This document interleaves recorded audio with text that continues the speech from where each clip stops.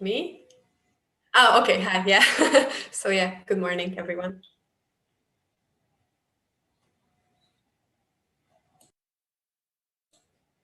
Okay, but I'm in the right room and everything's all right? Okay, perfect. All right.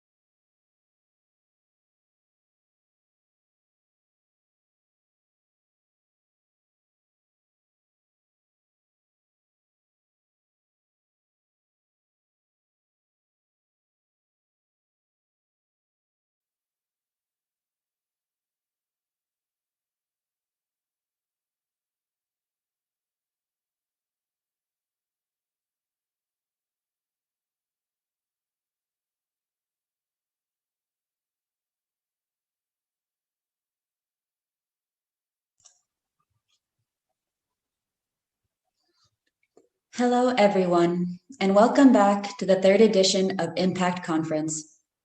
My name is Taylor Hughes, and I am your host during this two-day event. The aim of Impact Conferences, past and present, is bringing together actors of positive change, socially responsible businesses, investors, foundations, civil society, and social enterprises. The effort is to promote the idea and importance of social impact and provide a platform for different sides in the societal and economic ecosystem to share experiences. This year, the conference also gathers the audiences of two Interreg Central Europe program projects, DelFin and CE Responsible. Yesterday, we heard about how DelFin is promoting social entrepreneurship in rural regions across Germany, Hungary, Croatia, and Italy. Today, we will hear more about CE Responsible, empowering social business in Central Europe, which connects entrepreneurs with social entrepreneurs through a developed platform, netforsocialimpact.eu. In today's sessions, we will learn about some of this project's results and meet interesting social entrepreneurs. We will learn how digitalization and COVID changed their work. We will learn and talk about the importance of collaboration between for-profit and nonprofit companies. And we will learn ways for alternative funding to help in the development of social entrepreneurship. But first, some technical reminders. Most of you are joining us via YouTube, but for those of us participating via Zoom, this is a brief reminder to please keep your microphone muted unless you're speaking, to stop sharing your screen once you're done presenting, and to please leave the platform once your panel is over. Comments and questions from everyone following via YouTube are welcome. You can comment on both desktop and mobile versions of YouTube. If you aren't logged into your Google or YouTube account yet, please do so now so that you can participate. Moderators will keep an eye on your comments or questions throughout the sessions. Before moving on with the agenda, we will hear the welcoming words of Carolina Trautner, the Bavarian State Minister for Family, Labor, and Social Affairs.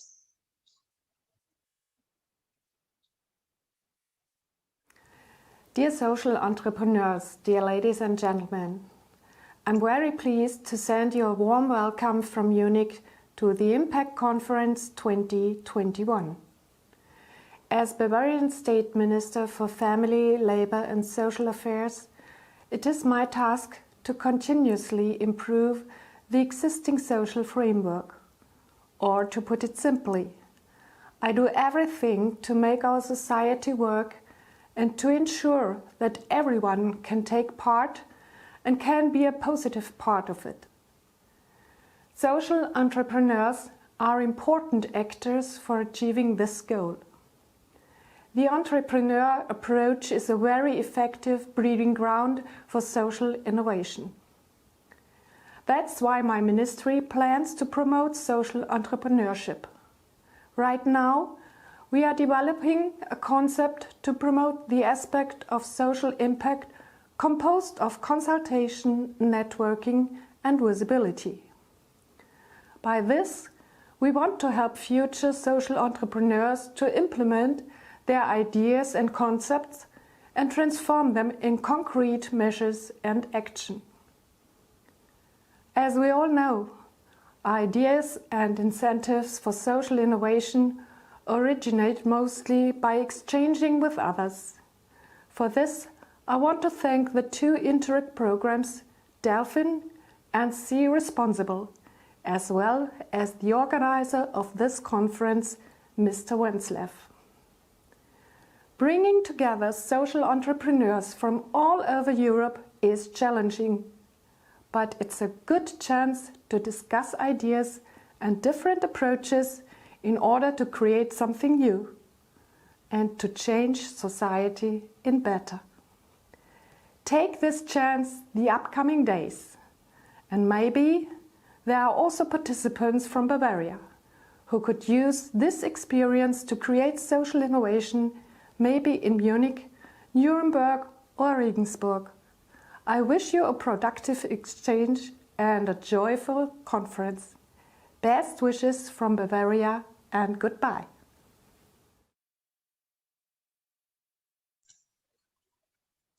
The organizers would like to thank Mrs. Trautner for her encouraging message and for following us via YouTube today. And now it's time to meet our Impact Stars. I have the honor of introducing to you Domagoj Boljar from Miret in Croatia, Anna Kalmar from Adni Yoga in Hungary, and Virag Belavari from Munch in Hungary. Each speaker will have 10 minutes each to share what they think is the value of becoming an impact entrepreneur. Just a reminder for the audience, there is no Q&A planned for this session, but you can join breakout groups during the lunch break. In the breakout rooms, either digital transformation for social entrepreneurs during COVID-19 or Impact Stars, you will be able to talk to today's speakers directly. Links to join are shared in the video description and comment section below. Now, let's get started.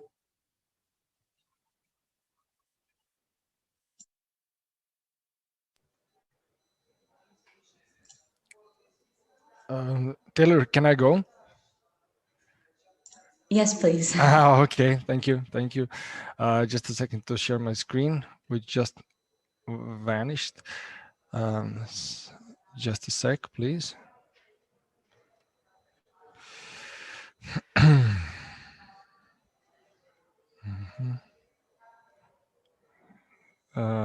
Is it shared? Yeah. Okay, I think it's visible now. Yeah. Hi again. My name is Domagoj, and I'm the co-founder of Miret. Together with my brother, 6 years ago, we started this venture, this project, where we set out to rethink a sector that wasn't really in the focus of ecology or impact, and it was the footwear industry. So where we come from, we were industry insiders, and we worked for various high fashion luxury brands in Europe, developing and producing shoes.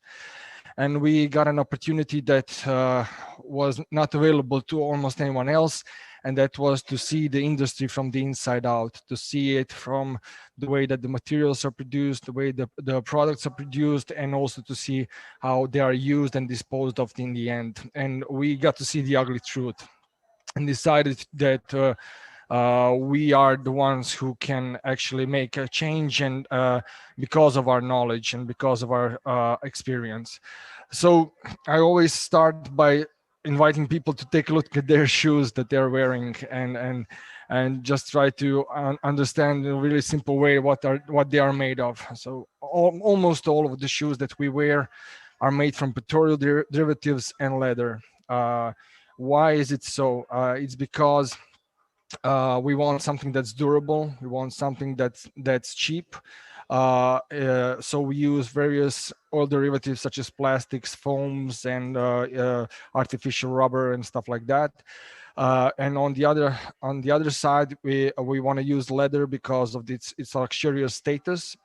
But the problem with both materials is that they are made to last, and they are made to last and to never degrade into something not toxic. So when you look at a shoe, that is almost like a poster child for unsustainability. It's something that cannot be recycled, cannot be disassembled. There is no system of handling waste in factories, but also handling consumer waste. So the numbers are staggering. As in everything that humans do, we have a huge impact. In shoes, it's more than 23 or 24 billion pairs of shoes each year. Almost none of it is recycled or recyclable, and it really leaves a devastating toxic footprint, to say, especially on the oceans through microplastics, and also on the land through chromium, which is the fourth worst pollutant in the world and is used to tan leather.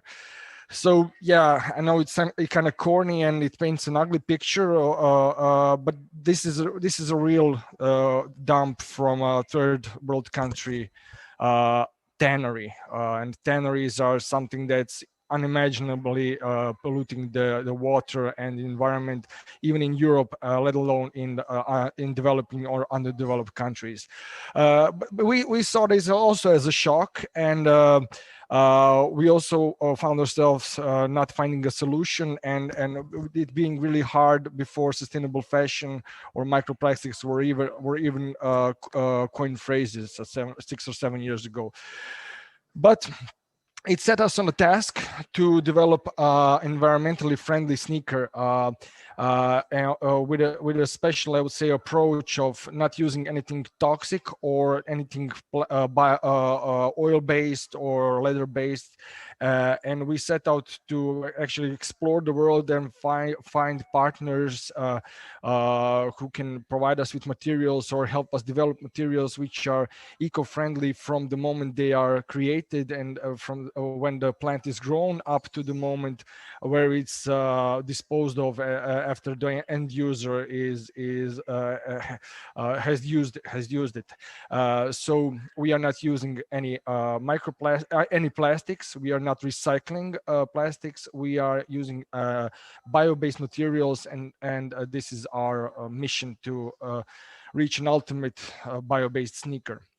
So for our sneakers, we actually use 10 plants.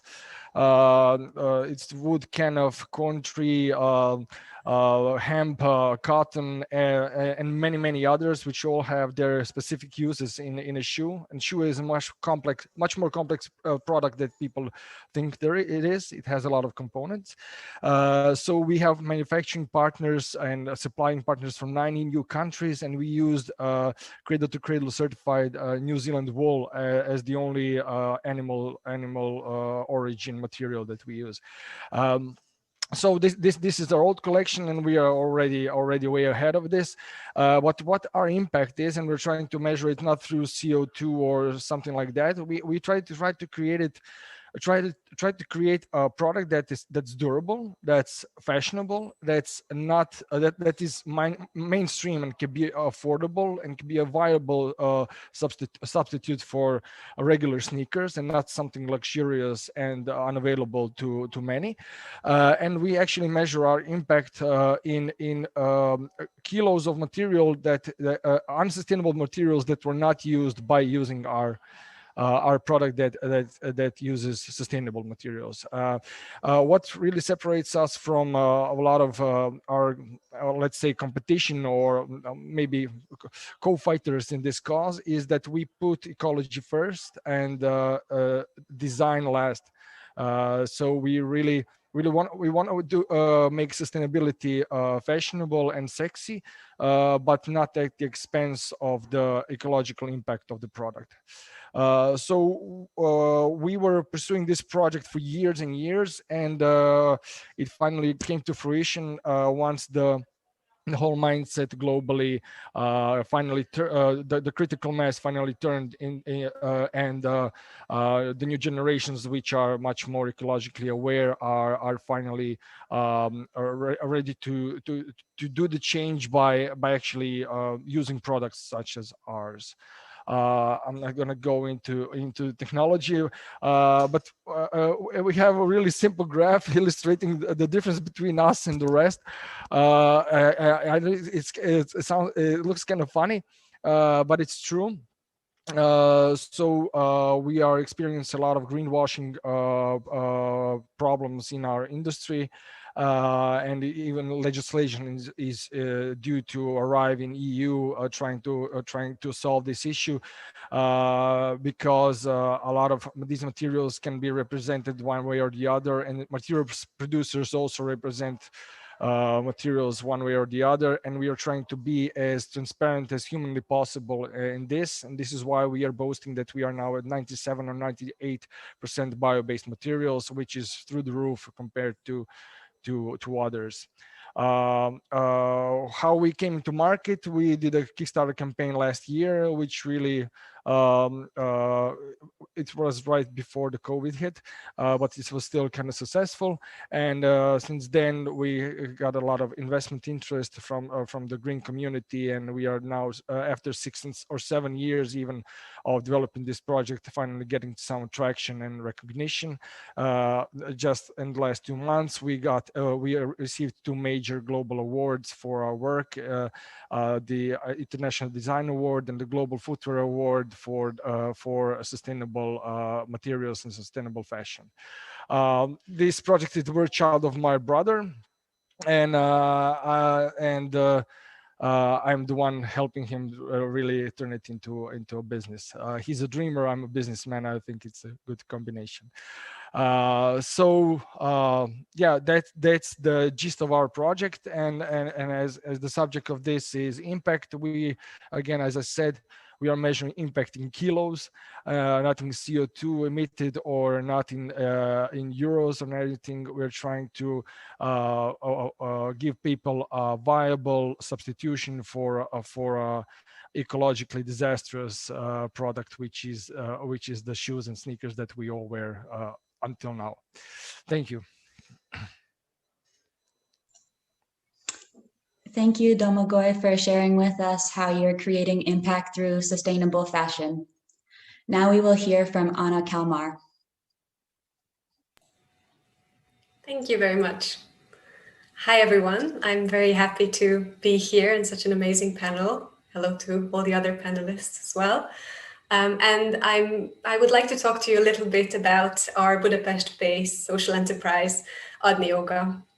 So I'm a social entrepreneur. I've been working on this project for 3 years, but I'm also a yoga teacher, and by degree, I'm actually a historian, which might come as a little bit of a surprise, seeing what I do now. But as I came out of university in the UK and decided to move back to my hometown of Budapest, I knew that I wanted to work somewhere where I would be able to help people, where I would be able to interact with beneficiaries.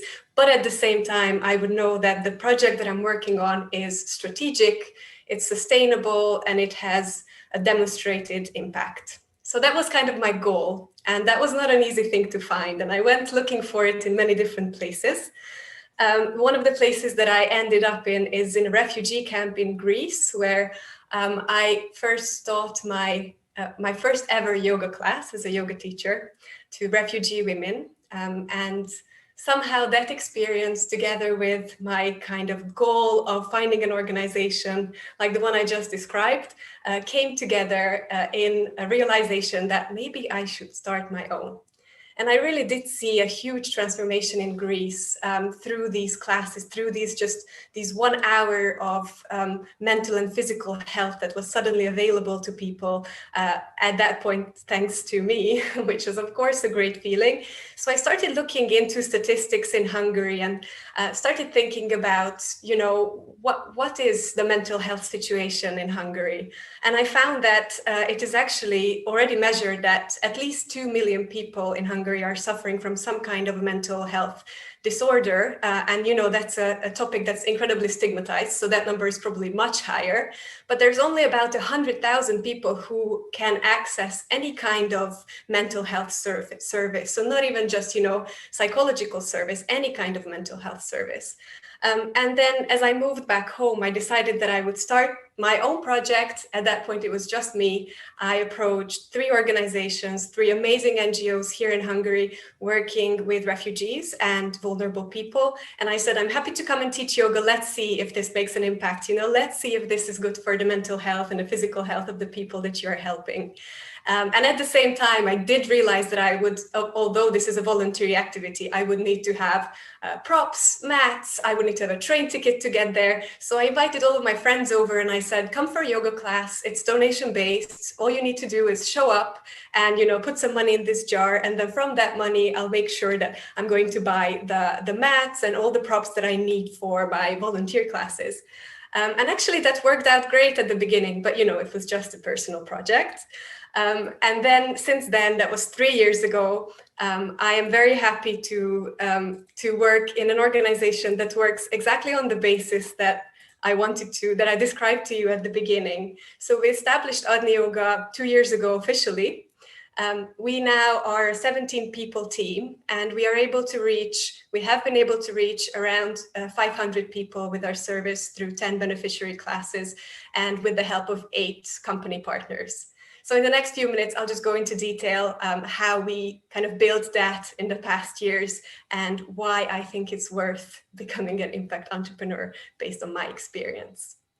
So the business that came together in the end is based on a one-for-one service model. Our goal, our simple mission is to be able to provide calmness, relaxation, a little bit of, a little bit of a mental health tool and a physical health tool to vulnerable communities on a sustainable basis and with a professional team. So as you can see on the screen as well, it's really about the physical and mental benefits of yoga, meditation, mindfulness that we are bringing to people who for some reason are not able to access it.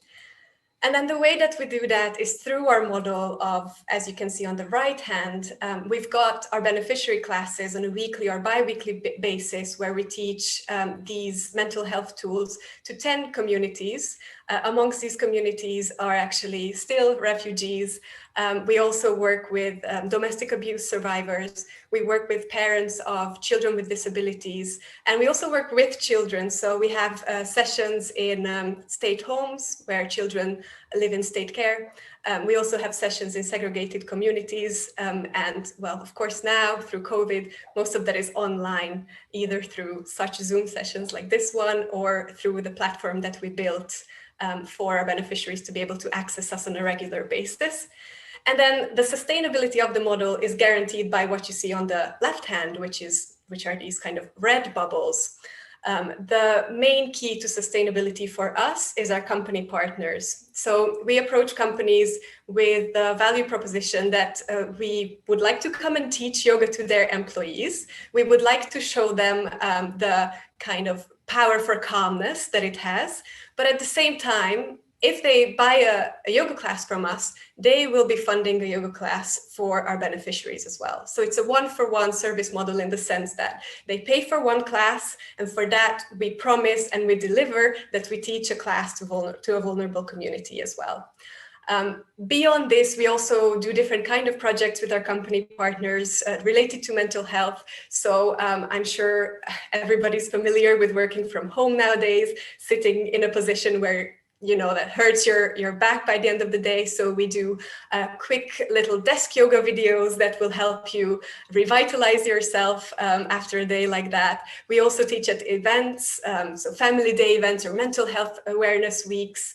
And there are also opportunities to join us, not as a company, but as an individual. That's usually through our pop-up classes that we organize in different parts of Budapest when possible, because of the pandemic. At this point, we work through the site Patreon. I don't know if you know it. It's a really good platform where you can support amazing causes. So check it out if you haven't heard about it already. And then just a little bit about the impact that we've been making with our team. So we are a team of 17 people that involves 15 socially conscious yoga teachers at this point. I said 16 because we are in the middle of an onboarding process as well. And in the past 3 years, we've been able to reach more than 200 children, almost 200 adults, although this is actually 2020 statistics. So since then, we are nearing an overall 500 number, which we're very happy about. And that means 422 hours of calmness that we have been able to deliver and to provide for our beneficiaries. So this is just the impact of our beneficiary side. We're very proud of the fact that even our for-profit operations, so our classes at companies are impactful. So we could measure the impact there as well. And we would probably see that there is actually much more hours of calmness that this social business Adni Yoga is able to provide. And then just to round off a little bit on why it's worth becoming a social entrepreneur, impact entrepreneur, I put 2 quick quotes here at the bottom, which are from our beneficiaries. And, whenever I read these, I'm just very thankful that I'm able to work in an organization that works professionally for a clear goal with a clear strategy, but also demonstratively making a positive impact on people's lives. So thank you so much for that. Thank you, Anna, for sharing how you're impacting physical and mental health through community engagement. And now we will hear from Virag Belavari. Thank you, and thank you for both of you. I really like your businesses, so good job for making them happen. So I am representing Munch here today, and my presentation is a little bit different than the other two. So I sort of want to show you Munch as a case study of how we came to realize that we are impact entrepreneurs and how we embedded this whole notion into Munch throughout the time. So we are quite a new business. We started in July 2020. And funnily enough, I also have a similar background to Anna. I also went to UK university and came home and wanted to do something that has an impact. And I also learned about sustainability at university. And I am not a founder. So I am a marketing manager and project coordinator at Munch. And as with social startups, that means a lot of things. So yeah, I'm doing quite a lot, but I love it. So let me share my screen and show you my presentation. Just a second. This is a bit in the way.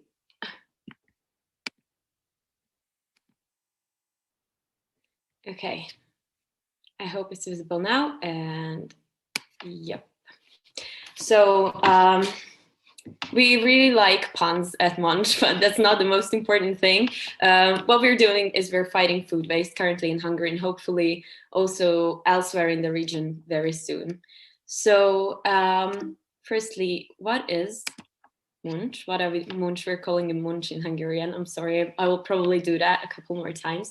So basically, we are a platform where restaurants, bakeries, and other food service providers can sell their surplus food at a discounted price as surprise packages.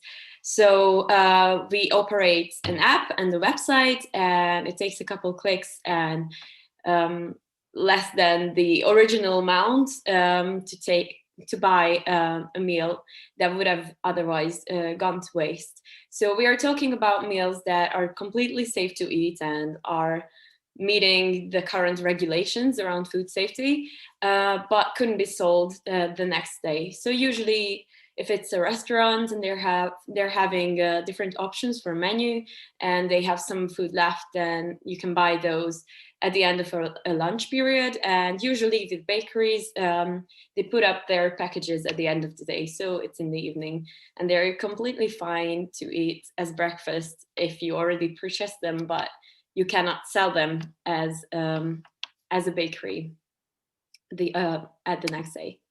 So why food waste? Why is it such a huge issue? Well, I'll give you some numbers to shock you. Obviously, for everyone, I was really surprised by how big the shoe issue is as well at Miret, but food waste is also a huge one. So if food waste would be a country, it would be the third biggest polluter. So it's about 8 to 10%, depends on your source, of the global greenhouse gas emissions that comes only from food waste. Another shocking number is that 1/3 of all food that was ever produced is going to waste. And that means the energy that was put into producing it, to transport it, the water that it needs. So a lot of resources go into these foods that are not sold, and then the packaging as well.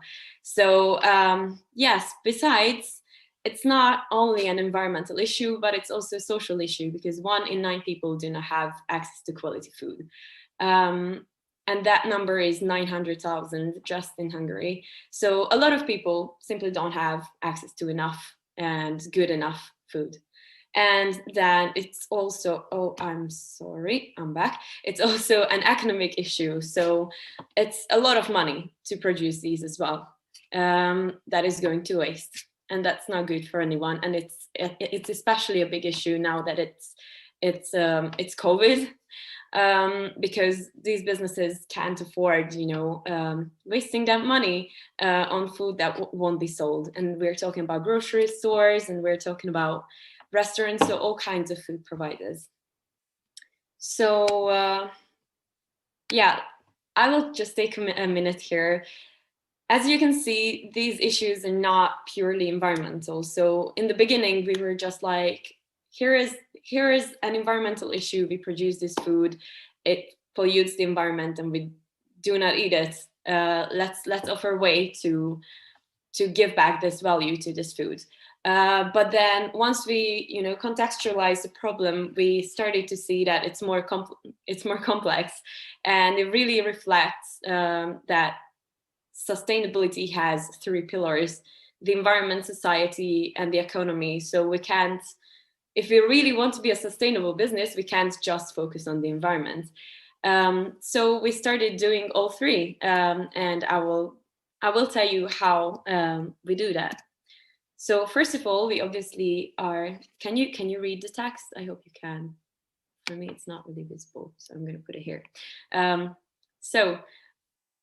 Firstly, we are saving food through the app and through the website. So far, we saved more than 25,000 meals.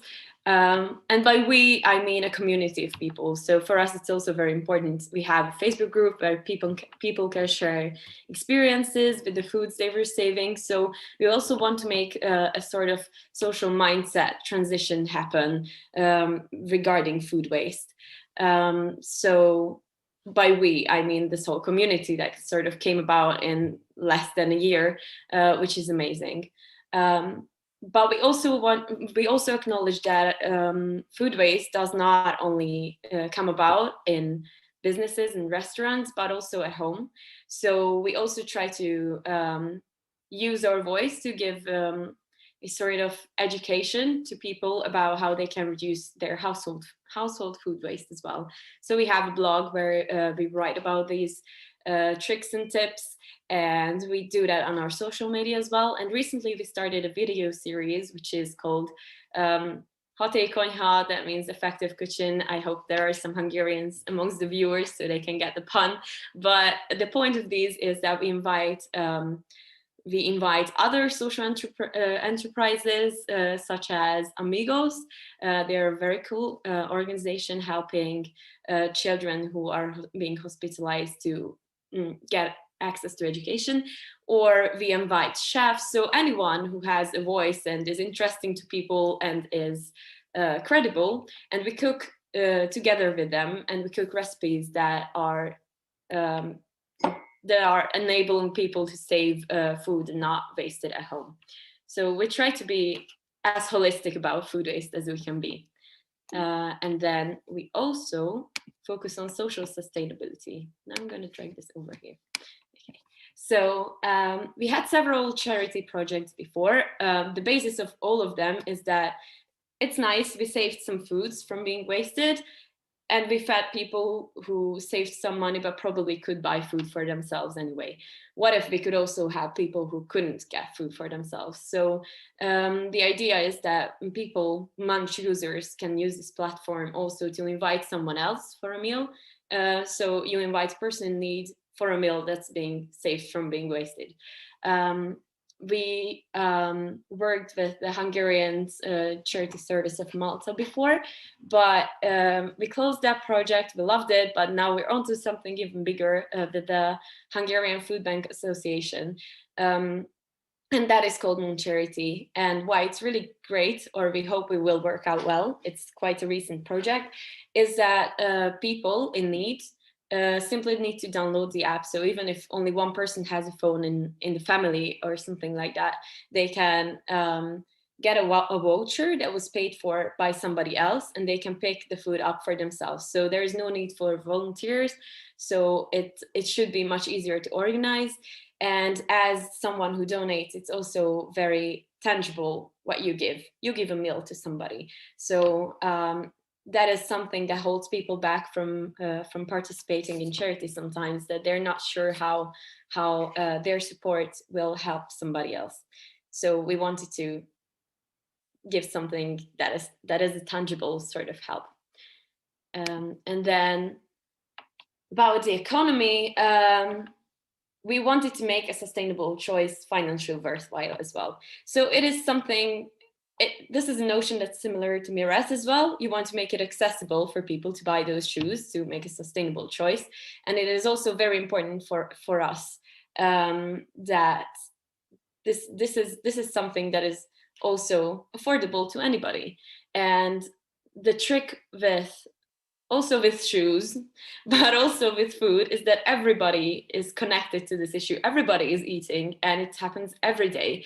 So we wanted to provide a solution that is very simple and can be an everyday action.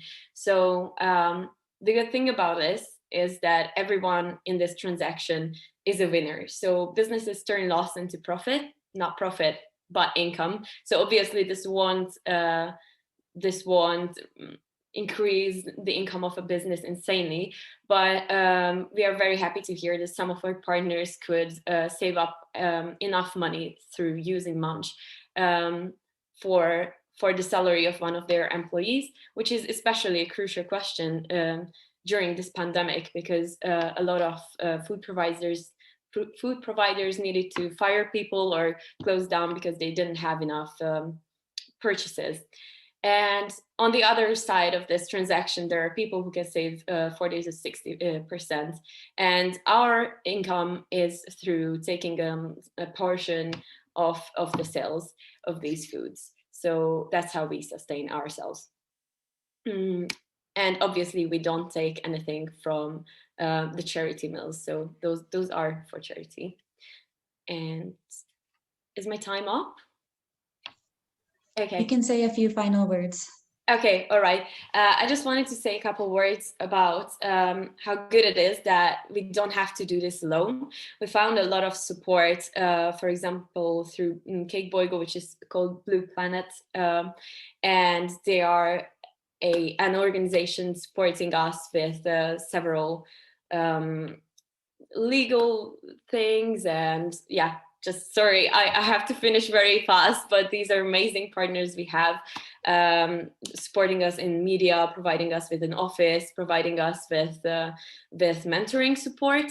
So it is really great to see that now there is a transition in Hungary, and the project Waste Less, which is an EU funded project, also made it very visible for people how big an issue food waste is. And thank you for your attention.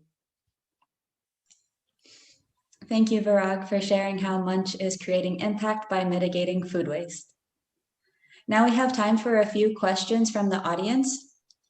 The first one is for Domagoj at Miret. Can you please say a few words about how established fashion companies and retailers reacted to your idea? And are there partnerships with established fashion companies? That's a really good question. We always wanted to use our product as a vehicle of change for the entire industry. So we see a lot of indirect impact on brands taking on certain parts of our idea and implementing it into their products. But I have to say that those are tiny steps. Concerning some collaborations or stuff like that, we haven't really been approached directly from anyone. We are certainly expecting something like that, especially after these awards that we recently received, which were juried by people who are deeply into the footwear industry. So our competitors actually gave us this award, so we wouldn't be surprised to be approached very soon. But one of our ideas for going forward is actually using our knowledge and our expertise into sustainability as a certain, let's say, seal of approval for other brands, so they can use our approach on the lines of Miret being a sort of Gore-Tex for sustainability, being featured on other brands as I said, as a seal of approval or as a benchmark. So we are not trying to hide our technology, we're not trying to hide our approach, but rather to build on it and to show other brands that there is a market for this, because we think that the only real approach is to through the market approach, for actually offering customers an alternative. So yeah, I think the collabs are the future, but we are not there yet. Yeah. Thanks, Domagoj. That's really exciting. The next question is for Anna from Adni Yoga. How important are master classes, such as the course in social innovation at Cambridge, to create networks for your company?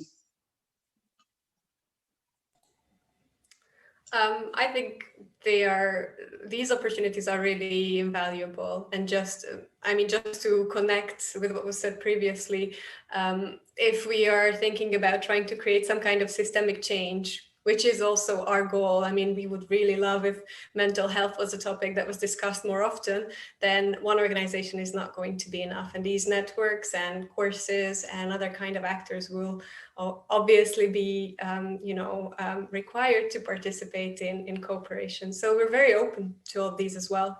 And on a more personal level, because if we're talking about the course that I'm attending, Social Innovation at Cambridge, I think as an entrepreneur, especially for someone like me who didn't have experience in this field before, getting just as much exposure, as much training as possible, even when things seem to be running quite smoothly, is very, very important. So that's what I try to do. I sneak into classes, even at Hungarian universities, on a regular basis, to be able to get that kind of different kinds of approaches, information, methods that I can test and try and work with in our everyday life at Adni Yoga, and it's been working really well. So I really recommend it to everyone.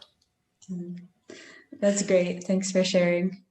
The last question is for all of the panelists.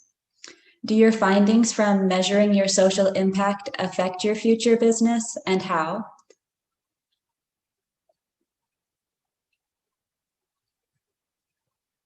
Sorry, can you repeat? Do our findings from... Yes, when you measure your impact, how does it affect your future business? The impact is at the core of our business. So that is, as I said in my presentation, that's our main pillar of the triple bottom line. Still, the impact is the most important. So I think that measuring impact and seeing the people's perception of our impact and our authenticity just strengthens our passion to continue. Measuring it is an externality, but also is a really important internal input to strengthen the team and to strengthen the passion. Yeah, I can relate to that. And in our team, I find that it is very inspiring we don't have one specific way yet of measuring of our impact. Like Mila does. So we talk about the amount of CO2 that was spared by offering people meals that would have gone to waste instead of new meals. But we also talk about kilograms. We also talk about, household food waste as much as we can. And whenever we realize that there is another way to sort of quantify this, to make it very visible, to make it accessible to people, we find ourselves inspired to start a new project as well. So that's how the video series that I told you about came about. And it is very important. It is at the core of our business as well. So it's not an add-on thing. And if I can just quickly jump in and add from our side, we usually say that we measure our impact for three main, very important and central reasons. One is, of course, because it is the basis of our legitimacy as an organization. We communicate it to the outside world. It's also important because it's a confirmation that what we are doing, even though we kind of feel that it's the right direction, it really is the right direction according to our beneficiaries. And we also look at it as an extra connection point with our beneficiaries. We often talk about like increasing our impact through measuring our impact. And for us, that means that we have conversations with our beneficiaries about what they are experiencing as a result of our program. And so many times we get these aha moments. They're just like, Oh yeah, of course. I've been sleeping so much better. And yeah, I find this resilience, this strength inside me. And so they are reflecting on their own experience, which makes them, realize these little changes in their own lives and puts them on a more conscious level. We see that kind of increasing even the impact of our social business, which has been really nice. Thank you all for sharing. Thank you to each of the speakers for sharing the value that they see in becoming an impact entrepreneur. It was great to fit in a few questions at the end of this session. The next panel will be Digital Transformation for Social Entrepreneurs During COVID-19. This panel will be moderated by Dr. Giulia Allegrini from the University of Bologna. Dr. Allegrini, are you with us?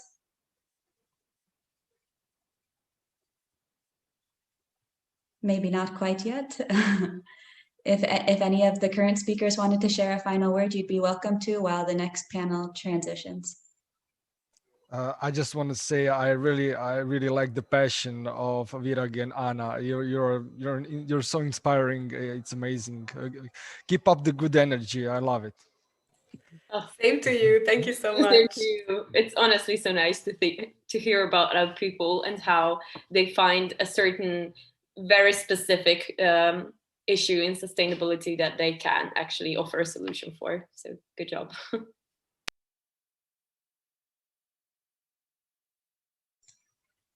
Well, thank you again to all of our current panelists. It was really great to hear how you're diving into your specific industries to create different impacts.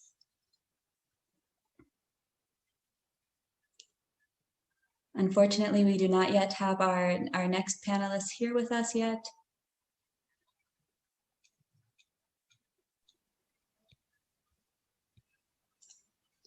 But we will be discussing the digital transformation for social entrepreneurs during COVID-19.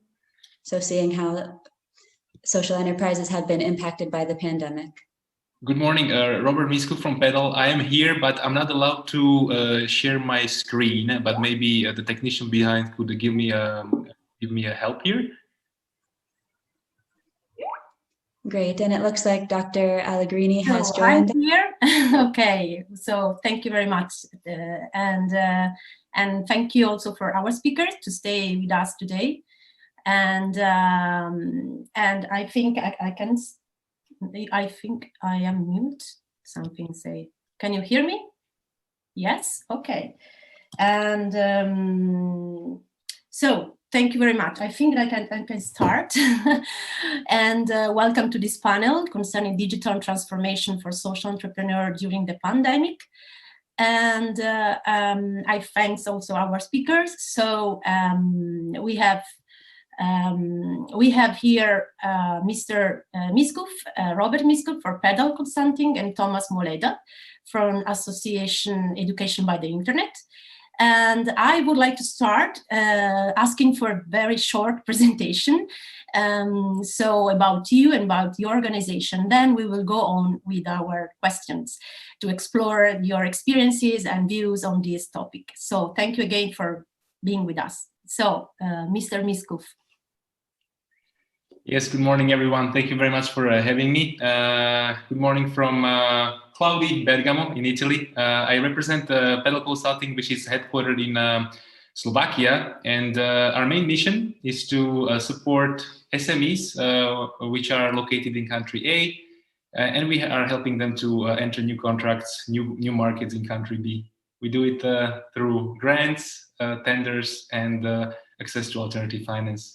So very happy to be here with you and share my thoughts and opinions on the topic.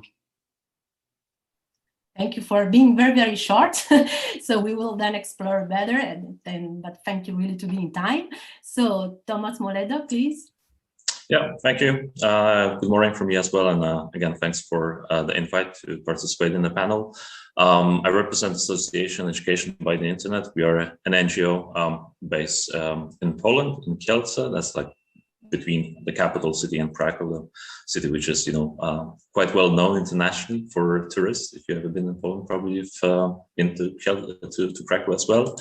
As for our organization, we work in let's say, 4 areas. As our name stands, of course, we work a lot with education by the internet, e-learning as well, of course, but we also focus a lot on new technologies and how the internet and different new technologies can support our other focus areas. So we do a lot of work regarding the civic society, supporting other NGOs, supporting other social entrepreneurs in their development. We also do a lot of activities, and we implement many projects connected with youth, and especially with non-formal education.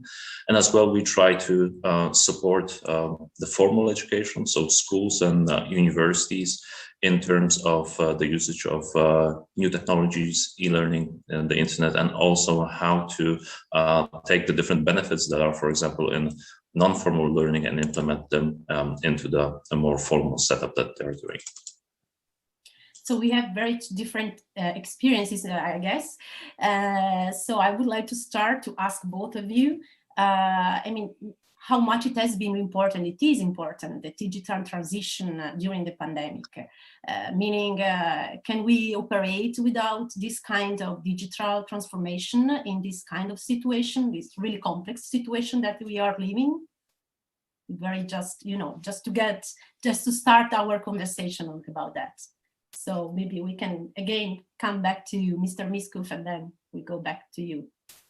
Thank you, Julia. So our case is a little bit specific, as we debriefed yesterday bilaterally.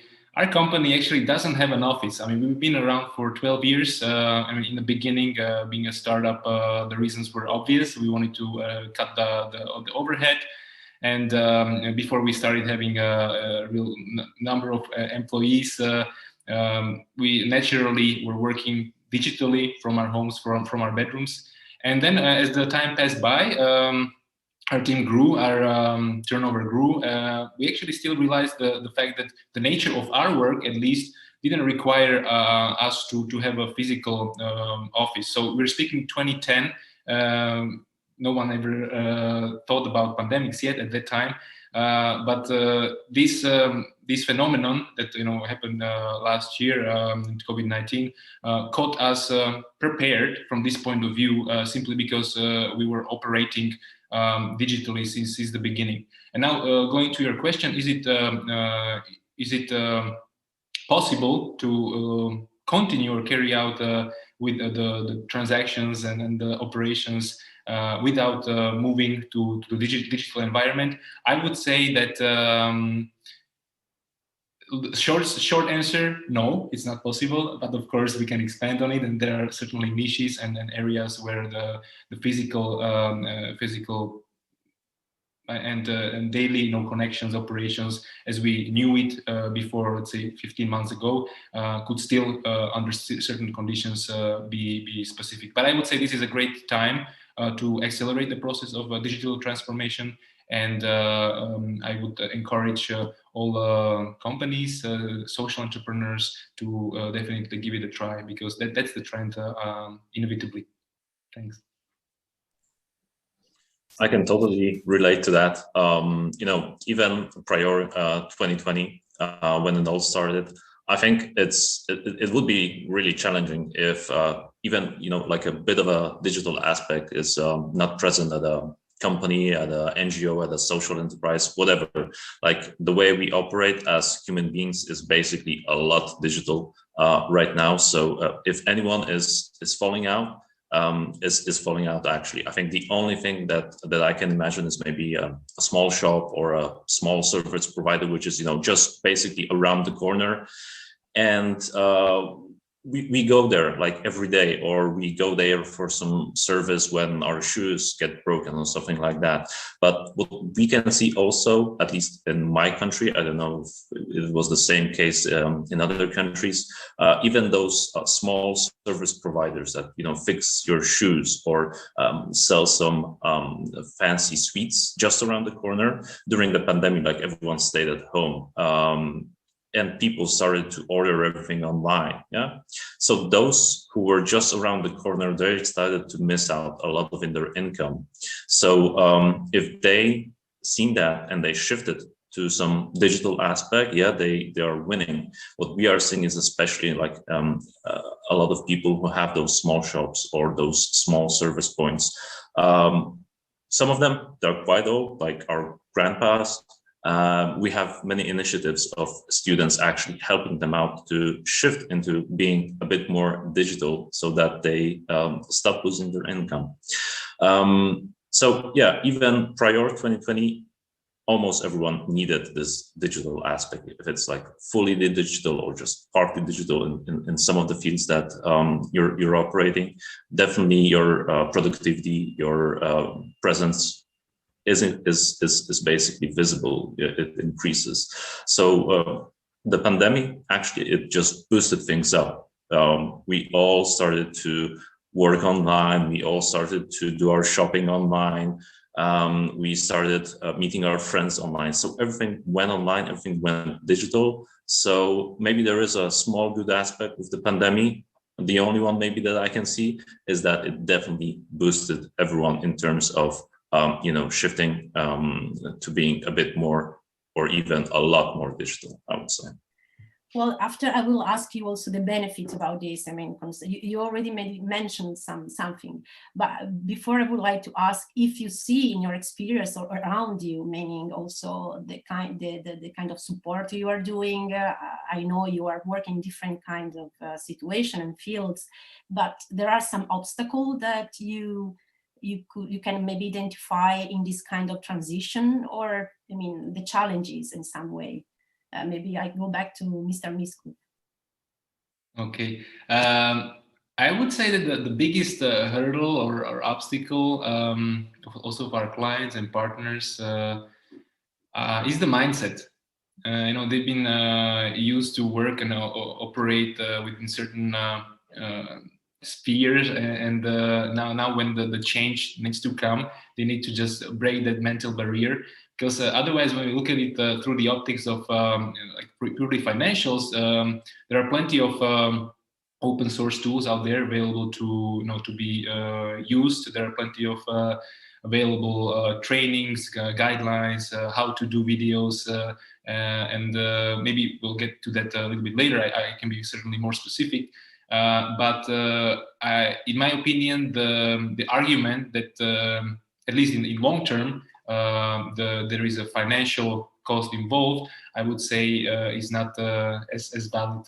So I'm a strong advocate of digitalization, especially when it comes to businesses where it makes sense and when it is almost unnecessary to digitalize or enter this type of working modality. So yeah, it's a mindset. It's the hardest, in my opinion, or biggest obstacle towards digitalization. Well, maybe about in educational field, you are. I mean, maybe you can say something more. Yeah, it's nice to have a co-panelist which basically has the same mindset as myself. But maybe at some of the questions we'll be able to argue, because like there's tons of tools, tons of technology available out there. If the ready solutions don't match your requirements, you can always have your software tailor-made. Of course, that's a bigger investment. But then again, in the end, I would not see the cost of subscriptions or software development to shift to the digital world as a cost. It's more like an investment. I think at least for us, at least for me, we clearly see that this is an investment and will definitely turn back. You will have many savings by doing those kind of operations. So it's not a question of technology, not a question of the tools, not a question of money, because this is more like an investment. Again, I agree that this is just about us, the people. Maybe not me, myself, because I'm always a fan of shifting into the digital world with all the different operations that I'm doing, both in personal life and work-wise as well. But I see this is a question more regarding that the people are, throughout the years, more used to of doing certain things in a certain way. They feel comfortable with it, they're used to it. And now suddenly they need to switch, especially when it all started with the pandemic. We needed to switch like from day one or the next day, basically, when we all closed down and we needed to start to work a bit more virtual, I would say. In the best scenario, it's always like shifting to the digital solutions is always should be processed both in implementing the tools, building the software, but also in the adaptation of the software and the tools. So it is a lot of, training the people, showing them how to do it, showing them the benefits. And because we did not have this time to basically get familiarized with the new way of working, this was the biggest thing. Thank you. Well, you are already saying some kind of recommendation or suggestion about which could be the first step to promote this digital transition. And what about you, Mr. Miskov? You think that if you have some kind of recommendation, or which could be the first step really to start with this kind of transition? Mm-hmm. So first of all, as I said, it goes back to making that decision, which is a huge step, first step, but a necessary one. And then it's really just taking a helicopter view of what the social entrepreneur or any enterprise is doing, and see how to shift from physical face-to-face world into a more digitalized world. And as I flagged, there are plenty of, and also as Tomasz rightfully said, there are plenty of open source, free, ready to be used tools out there. So I'll just really list a few of these, not making them. Not the objective is not to make a promotion, but really to give a helping hand to our participants. So when it comes to the category of obviously online meeting tools, you have now we're talking. You don't need to necessarily have subscriptions, but you have Skype, you have WebEx, GoToMeeting, Google Meet, and Microsoft Teams. Just to list a few that we're using. You will also have to share files at some point, the larger ones. So again, you have a Google Drive, we have WeTransfer, Firefox, and Dropbox that we're using. These are all have to some degree free of charge license. Collaboration tools. Before the pandemics broke, I was traveling sometimes even twice a week around Europe, and then we had to somehow reinvent ourselves because we've been doing a lot of interactive workshops where the personal factor played a big role. So here, fortunately, some companies came up with, I would say, quite nice solutions that could replicate the experience from physical meeting also in an online environment. So just to mention a few again, for instance, I go for Miro, which we're using a lot, or Mentimeter for surveys, Slack, Yammer, or SurveyMonkey if you need to get some feedback from your clients, Basecamp for instance, and others. Interactivity. So yeah, this also goes like maybe Slido also is worth mentioning. And there is plenty of reading 1-minute videos, how to do ABC, how to do CDF. Yes, tools are there. It's just a matter of making that decision and then progressively and systematically embracing the aspects. And then I'm sure that a lot of financial overhead, administrative overhead will be reduced. And on the other side, you and your team are building up the necessary capacities, which are a must for the 21st century. Yeah, thank you very much. No, it's really interesting because you both underline that it's a matter of mindset, and you are describing the small and bigger change that then can follow if we adopt this kind of mindset. So because every time we talk about social innovation, we think that technology is just, it's just not the tool itself, but is a matter of bigger processes. So I think that both of you are underlining this, and I think it's really important. So I would like to understand also, what do you think about looking to the post-pandemic scenario, hopefully. So you think that we will have some benefits if we are now trying to improve this digital transition. So when we will get out by this situation, what we will bring in that scenario, in that sense. Well, we go back to Moleda, so we will maybe Miskov, you will already be prepared to answer. Okay, so we can change the order for sure. Yeah, well, once it will all finish, you know, our habits, the technology that was already implemented by the different organizations, by the different companies, it will not be gone. Hopefully the pandemic will be gone, but our mindset, all the tools that we are using will not disappear after the end of the pandemic. So this is really good. The pandemic, of course, boosted. It helped us to, you know, increase our speed in adaptation of the new technologies and shifting into the digital world. It will not be all gone once the pandemic is over, and I think this is a huge benefit. I see this as a one good example. In my country, we have, as of course in many countries, but we have the authority which is taking care of our future social benefits. Yeah, it handles the social security. It was a really, you know, traditional, old-fashioned office, you know, run by the government authorities, of course.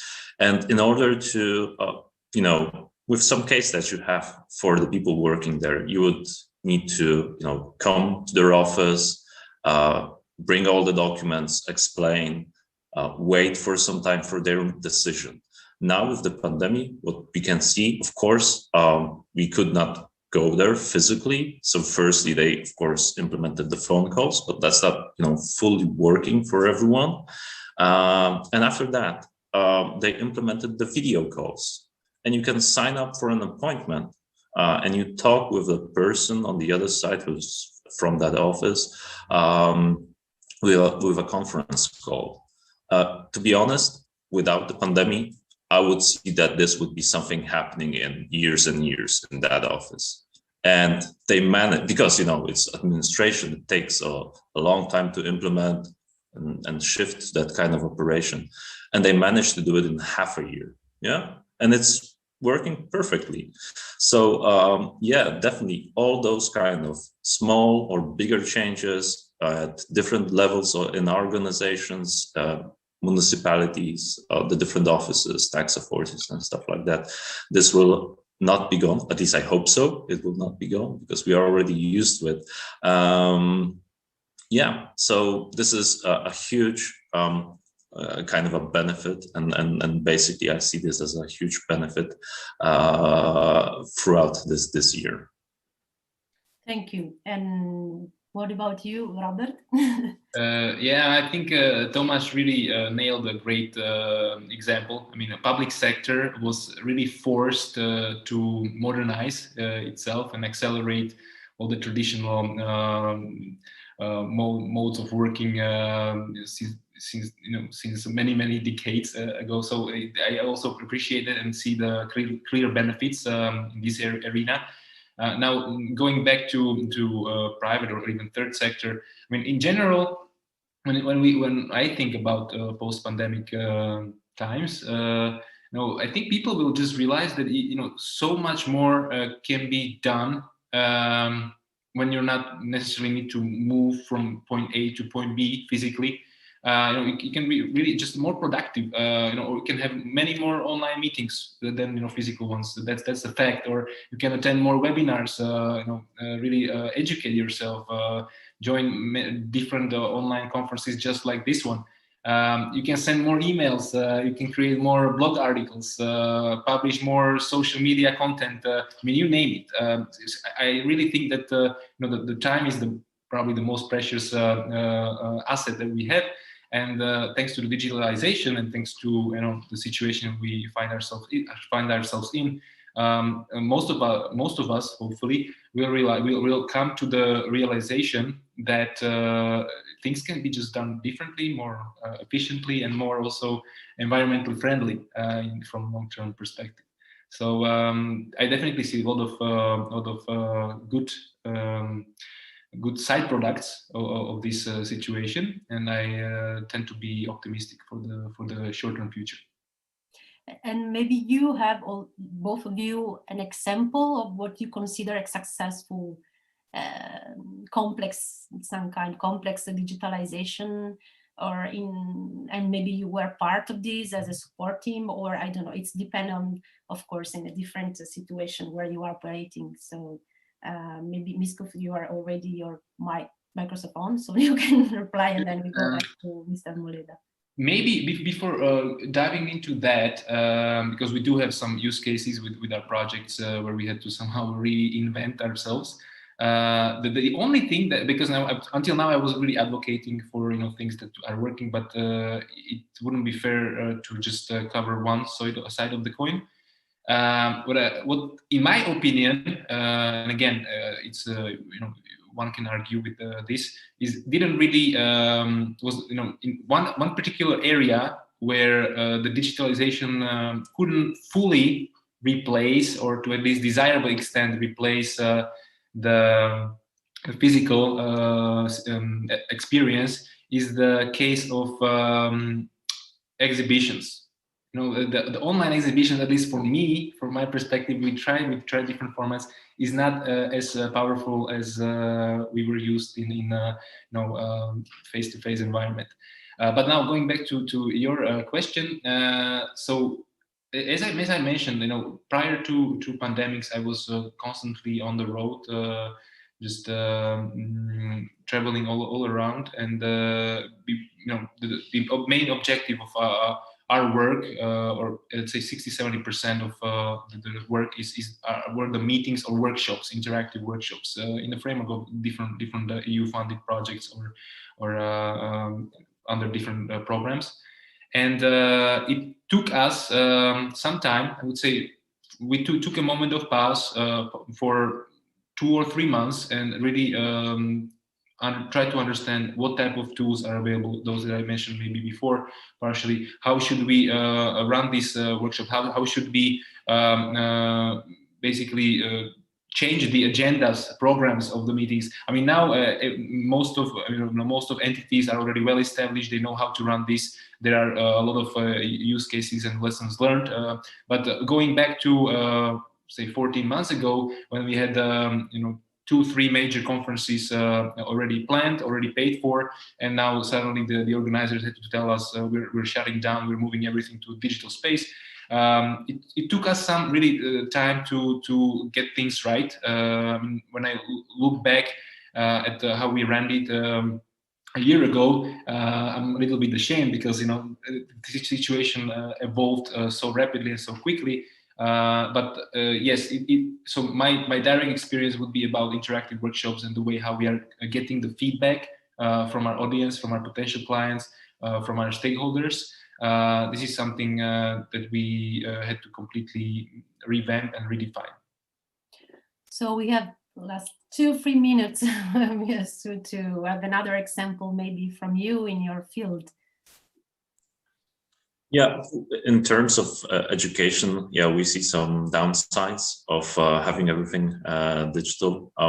For sure, the different events like conferences, workshops, panels, debates that we are doing, especially with young people, it's not that easy to shift totally to those kind of events being online.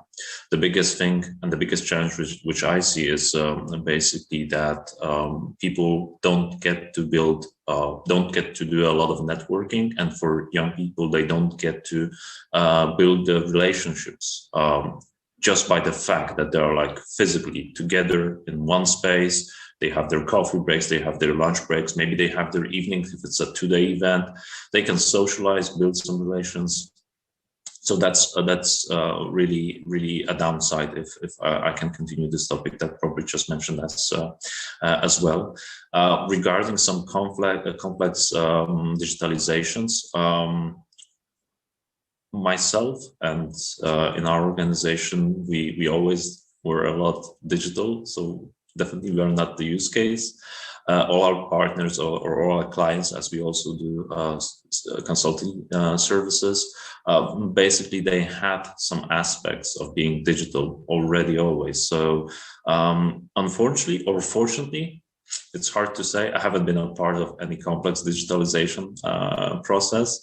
It would be really interesting to be part of it. But I think like almost everyone, all the organizations right now are at least in some part digital. So it's quite hard to find a good case that they did something really complex. So thank you. I have a question from the audience. So we have like 5 minutes more, I see. I would like to ask, maybe I would like to start with you, since you are working in a field that, of course, I guess it has been so affected during the COVID, but maybe also other fields that you are, I mean, you have an overview, maybe Miskov, of other kind of situation, since you are involved in many networks and so on.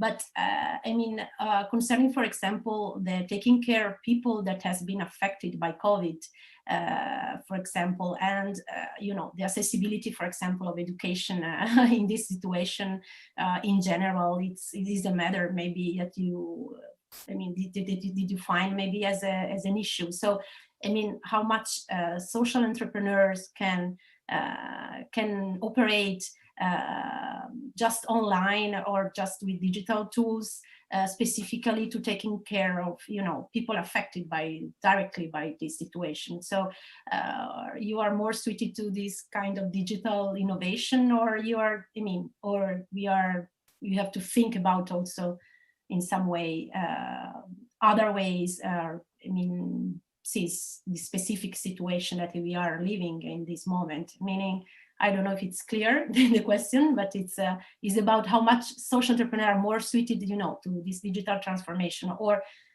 what about the taking care of people during the COVID? So maybe I was thinking that education is one of the fields that has been really affected in this situation.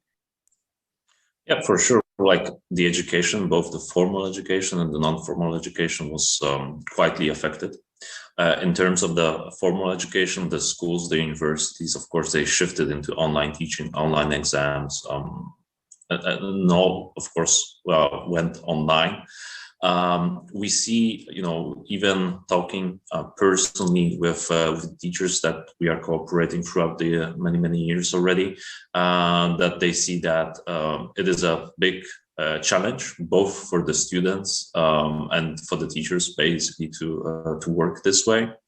As an NGO, which is also doing a lot of projects with the schools for students, it was definitely and still is a big challenge for us, mainly because the students are, well, they are used to doing their schooling online. But they don't see the extracurricular activities that are part of the non-formal education offer that we do.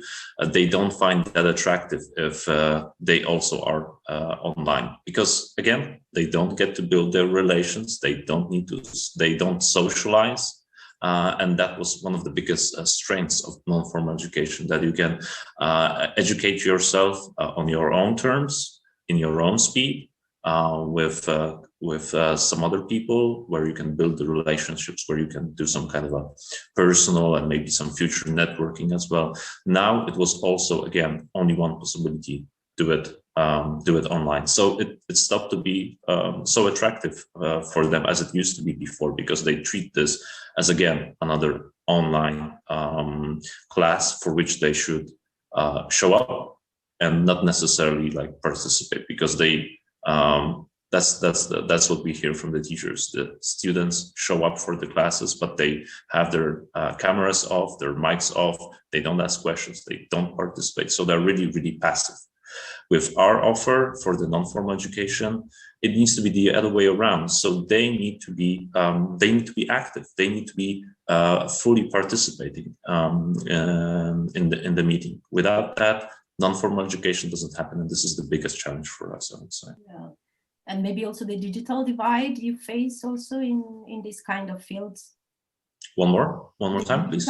Meaning the digital divide, you know, for example, I have some example here in my country, and we observe a little bit that maybe it's also another. You mean the people who don't have like the access to the internet, a laptop and stuff like that? Yeah, definitely. That's a big issue, because we do a lot of activities for people coming from disadvantaged areas, both in terms of economy and geography. So in terms of economy, this is a problem because maybe they can't afford that. There were a lot of programs, at least in my country, to help them in getting an internet connection, a stable internet connection. That's still a problem, or having a laptop to be able to participate. It helped, of course, those who are somewhere in a more remote, more not accessible areas with some public transport being really low and not accessible. Yeah, when this offer is online, it becomes accessible for them, and definitely this is something that will need to be a bit more hybrid in the future, because if they already got used to this kind of online schooling, if we show those people who come from more remote locations that this is, the non-formal education is going to be accessible for them with being online, and make it attractive for them, it will definitely help as well. Thank you. Just few last sentences, Mr. Miskov, because we have to finish our panel concerning this last question. I don't know if you are just suggest. I mean. Just a very quick reflection when it comes to social entrepreneurship. Without the doubt, the pandemics opened the door for completely new ideas, new markets, new solutions to the new problems. So this this goes even twice or three times stronger for not only entrepreneurs but indeed social entrepreneurs. So this is the way how I see it. And maybe this will be my last reflection on the topic. Okay, thank you very much, really, for sharing your experiences and your view on this complex issue. So thank you very much, and I will give the space for the next panel. They are all in, so thank you very much again, and thank you as well. Great, thank you to Dr. Allegrini and to our panelists, and to all of our speakers for keeping the conference right on schedule. So this actually means that we can have a short break to stretch or grab a coffee, and our next session will begin at 11:30 sharp, discussing impact cooperation stories.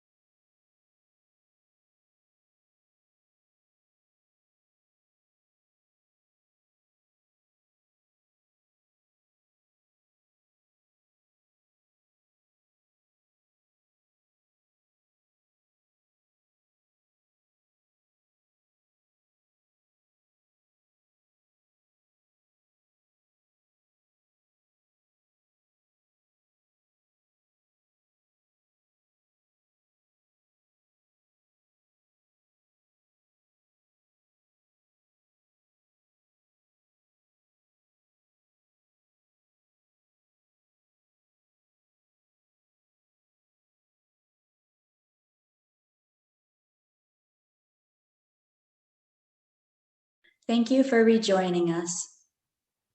We will now move into our next panel, Impact Cooperation Stories, to discuss how impact entrepreneurs, altruistic entrepreneurs, business angels, and social entrepreneurs can cooperate. I would like to hand things over now to Michaela Novotna from JAIP to tell us more. Hello, ladies and gentlemen. I am happy that I have the possibility to moderate the session Impact Cooperation Stories. Just now, the goal of the session is to present 3 stories of the cooperation between altruistic and social companies. The first one and the last one will be from the business company from the Czech Republic, and the medium presentation will be from the social company local to you from Italy. We can hear the benefits, but also the obstacles of the possible cooperation. And we see that these are 2 different words. And let's hope each of the speakers will tell us his personal motivation, which could encourage us to similar approach in the future. So let's hope. I would like to give the floor to our first speaker, Robert Schinkner. He's from company TKP Geo, and he can already start his presentation. Thank you. Thank you, Misha. Hello, good morning, everybody. Good morning, ladies and gentlemen. My name is Robert Schinkner, and I am from the Czech company TKP Geo, or TKP Geo in Czech. And I would like to tell you something about our dealing with the CSR and so on. From the first time, let me introduce our company, and I will share my presentation for you. I hope it will be in a few seconds.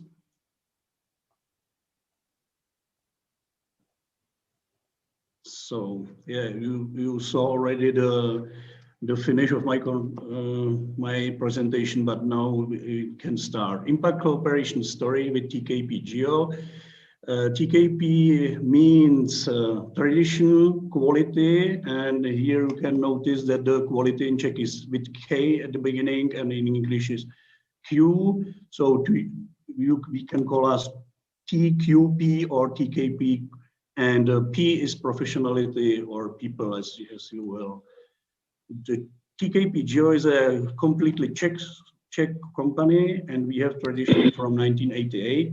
And we have now 80 employees plus 20, 30 subcontractors. Our annual turnover or revenue is 90 million crowns, approximately 3.5 million euros. We serve in areas engineering, geodesy, land surveying, mapping, cadastral, digital technical maps, staking off or setting out the borders of the properties. And I would like to ask you to remember this part of our jobs. And then we use laser scanning, 3D data, photogrammetry, UAV, drones, GIS, it's a geographic information system, mobile application, etc., and integration of information system and software development. Now you can see CSR activities. It's for me, it was a completely unknown abbreviation, because I know CSR from 1918. It was established an independent Czech and Slovak Republic, and plus 100 years, I noticed that the CSR could mean something else. And thanks to JIP Agency for the Innovation in here, I took part in the road CSR program from Interreg Europe, and we started to deal with the CSR. What does it mean, CSR? Corporate, we think we are, social, we feel, and responsibility we have. So we recognize we are completely CSR, and some authorities notice that we are very good in these activities, and we got the Crystal Lion in 1920 as a national award of CSR, and we were pretty proud for this award. And it was fine to be in the Prague Castle and become got this award. So, and I would like to I would like to introduce our activities. You can see a lot of them in here, but I would like to underline one cooperation with Domov Svaté Anežky. It means home of Saint Anne. And we start with this sheltered workshop to produce geodetic stakes for TKP. You need to mark, stake off, or set out borders in the field. And you can use iron pins or pipes or wooden stake. And we started this cooperation in 1999. In this year was established the home of Saint Anne. But the normal cooperation started 3 years later. And you can imagine that we can get 5 to 7 stakes for €1. But in this 19 years history, we already paid 6 million crowns, approximately 235,000 euro for this product, for the small geodetic or surveying stake. And home of Saint Anne started to make these stakes, but you need in the field, if you are quality wood, to avoid destruction. Not only pay for these stakes, but use it properly, because you have no time to solve any other problems that to do the mark in the field.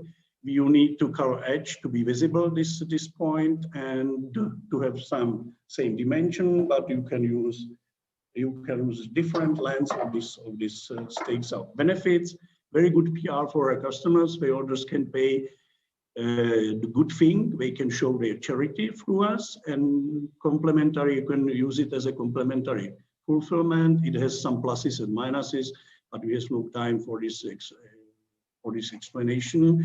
We use nature-friendly material, and we can interact between people abled and disabled in these marks. COVID doesn't stop the cooperation, but decrease the number of stakes used in our. And as you imagine, solid wooden stake is a symbol, is a clear symbol of a proper cooperation between both sides, abled and disabled. And our personal mission for this cooperation, we are not alone in the world, and we have good luck enough to have the ability and possibility to help the others. So TKP geo, tradition, quality, and professionality, or people in geo space. And as the last information, you can use our interactive statistics TKP geo, see more for the links. We got an award, Corona Hero 2020 from JCI. It was very nice award for us, and award of our works in this CSR. And last, thank you for your attention. And you can see my contacts, my photo, and I would like to give the word to the others and say goodbye and see you somewhere else, and have a nice time. Thank you. Enjoy the conference. I would like to thank to Robert and all the questions we will have at the end of this half-hour session. So just now I would like to give the floor to the second speaker. It's Benedetto Lingueri. He's from a social company local to you from Italy, and he will tell us more. Thank you. Okay, thank you everybody, and thank you for inviting us at this conference. My name is Benedetto Lingueri. I come from Bologna, and I'm the founder and CEO of Local to You. Local to You, it's a company that I founded with a social company called La Fraternità almost four years ago here in Bologna, and since 4 years now we serve more than 3,000 families all around the northern part of Italy. So I will share the presentation with you.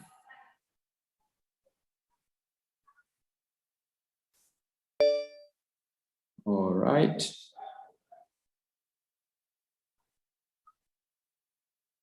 Great. Okay. So,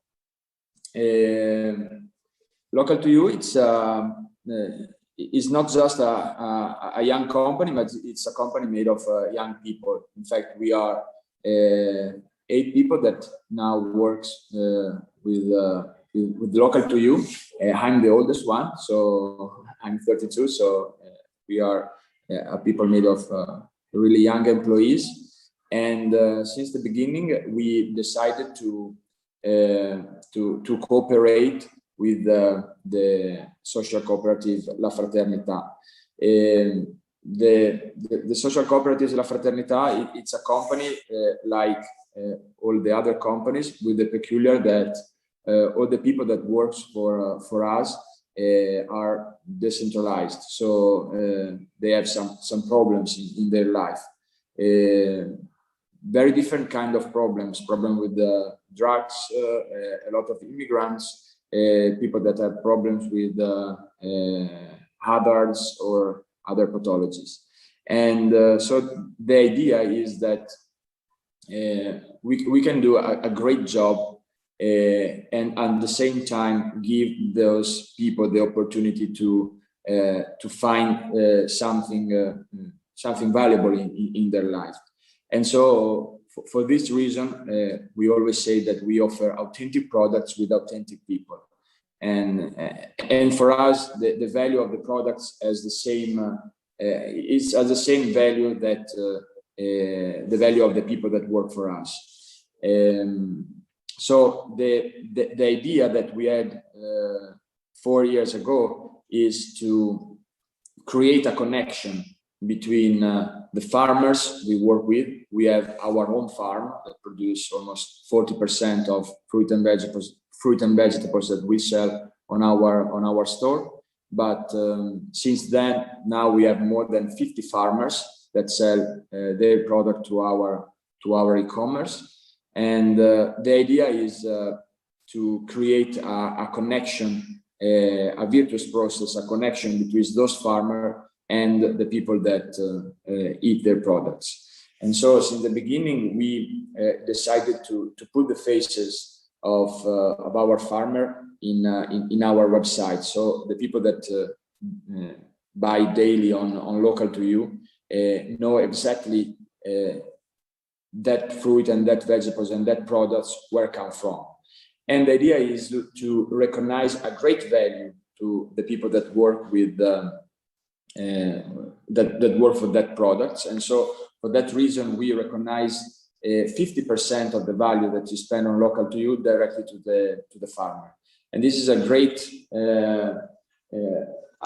goal that we achieved since the first month, and that has a lot of benefits. First of all, the farmers that work with us are really happy, okay, because every 10 euro that the people spend on Local to You, 5 euros, so the 50% goes directly to the farmers. And and that is very challenging also for us, because we have 50% of margin where we have to put all the other costs, so packaging, logistics, fixed costs, and also the margin. So for that reason, we are not a social company, so we are a regular LTD company, but the majority of the LTD is the ownership of the LTD is social cooperatives. And so for that reason, thanks also to the Italian legislation, we since the beginning called ourselves a benefit corporation. And when 4 years ago the certification was approved, we decided to become a B Corp. And so we are a B Corp since the beginning. As I mentioned before, the cooperation with the social cooperatives La Fraternità, sorry for that, was really strategic, because at the beginning we started from nothing. And so at the beginning they help us from a liquidity point of view, but also from strategic assets. And I think that this is the real strength of our project, because the liquidity, of course, is important, but there are many other people that can do this job. But from the point of view of the strategic assets, this could be really great, because at the beginning they open the door of their company and give us the opportunity to be at home since the beginning. So there's a lot of things that we couldn't have done without the Fraternità. And I think that this is the real strength of our ecosystem, because we have a great propension to market, of course, because we have to compete with other company in Italy, like in Europe. But I think that the great identity and the great relationship with our partners and shareholders is the real peculiar things of our company, and the real strengths of our company. And so thanks to the cooperation with La Fraternità, we also was able to finish the 2020 last year. That for us, with the pandemic in Italy, like now all the other countries, was really hard. And we serve a lot of we had a great increase in our business, and the fact that this great increase was in 1 month without the cooperation with the Fraternità and our shareholder, that was not possible. And so thanks to this, now we made a great jump since last year, and today we don't serve only the city of Bologna, but we extend our service to all the center north of Italy. And I think that this cooperation is really the heart of our business, and really the things that make local to you the place where thousands of families every month go and buy the product that they eat. That's it. And this is a picture of our headquarters. These are 2 guys that work with us. And with this, thank you very much. I also thank to Benedetto for his very nice story. And just now I would like to ask the last but not least, Blaž Kubíček from Virtual Lab, which is from another type of industry, if he can introduce us his cooperation and his story. And after that, we can have some questions. Thank you. Thank you very much. I would like to say hello from my COVID bed, because I am quite positive, and I go through my presentation. Excuse me, could you switch off the microphone? Benedetto, please, could you unmute? Thank you. Thank you very much. So, I am co-owner of a group of 3 companies. First, I established in 2005. It is Holistic Management, which is concentrate for guarantee performance improvement for companies, teams, and individuals using virtual reality and other state-of-the-art producers and technologies. What is important for us, Holistic Management employees aid disabled employees, which organize our activities through our back office. And we share this activity through our all group of our companies. And Holistic Management won first place in the awards of the governor of the South Bohemia region for social responsibility in 2019. Virtual Lab, this is our second and daughter company. This is a typical technological startup to bring virtual and augmented reality to real life everywhere it helps. And Virtual Lab was recognized as Vodafone Social Responsibility Company of last year. And last sourced company is Virtual Lab Development. It is developer studio which create virtual and augmented reality applications for exclusively for virtual lab. This is a short introduction. Many people ask me why I support some NGOs or social activities, CSR, and why I want to support these activities through my companies. It is about my key value. I am convinced that every successful company should return part of its success and help those who had not such luck.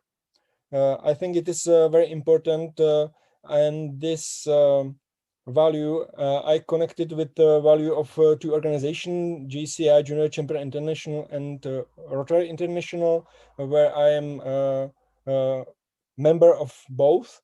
And it was maybe first step how I started to support the NGOs or some other companies or people.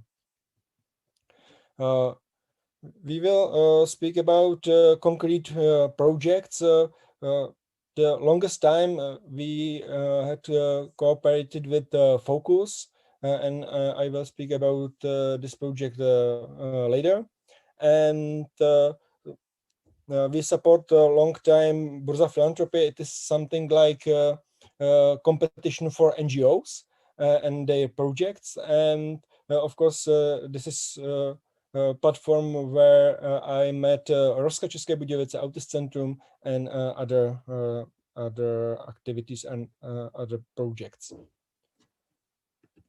So this is first case studies about Focus České Budějovice. Focus České Budějovice helps people with mental problems on their way to recovery. I think it's easy to fundraise money or find a supporter for NGOs which focus on children or some people with tumor, etc. But what is very hard to find supporters for organization like its Focus, which support mental people with mental problems. Our project started, I think, 7 years ago, where when we coached the strategy. It means we help Focus define the vision, mission, values, prepare the strategic plans, and after that we trained employees how to reach this plan. And after that, we supervise their step-by-step activities during years and help them to reach their plans and activities. Of course, we sometimes help them to fundraise the money or some find donator for equipment, etc. For example, last activity was connected with Rotary, where Rotary paid the furniture on the garden.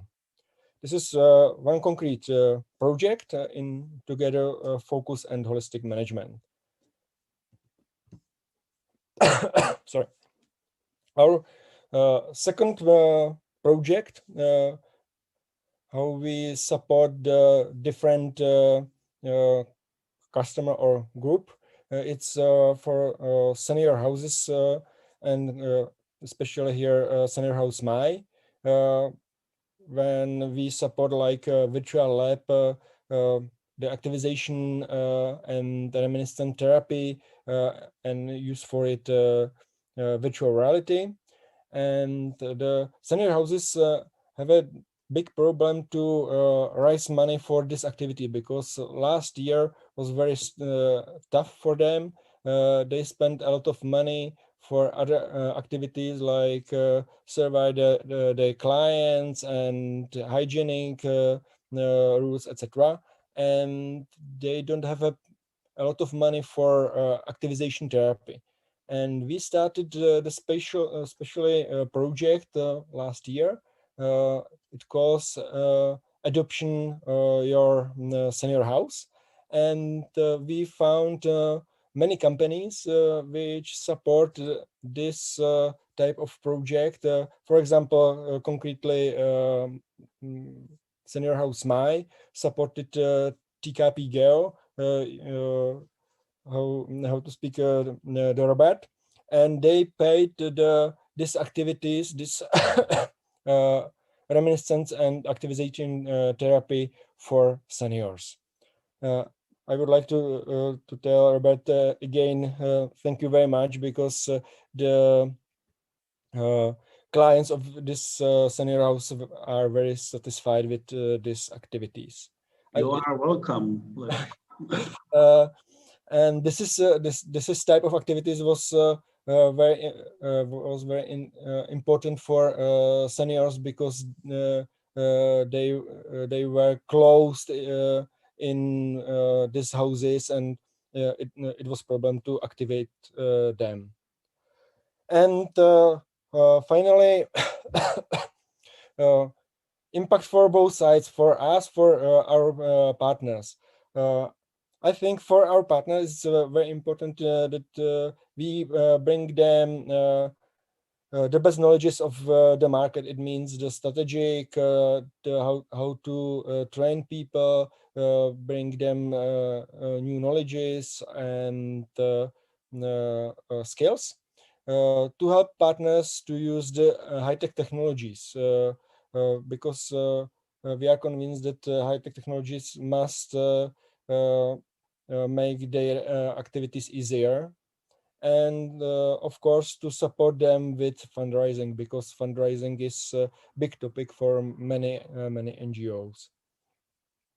The impact for us are some advantages to inspire our employees and our business partners, because I think it's very important to show other people, other companies, it's possible to support the NGOs or other organization if you are not big company.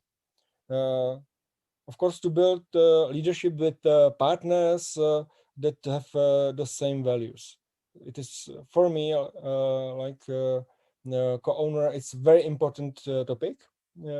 And of course, we use the cooperation for company marketing, because it's good to share our experiences with helping, etc. Okay, it was short information about how we support some projects, how do we provide CSR, and if you have any question or some inputs for cooperation, don't hesitate and contact me. Thank you for option to be here, and enjoy the conference.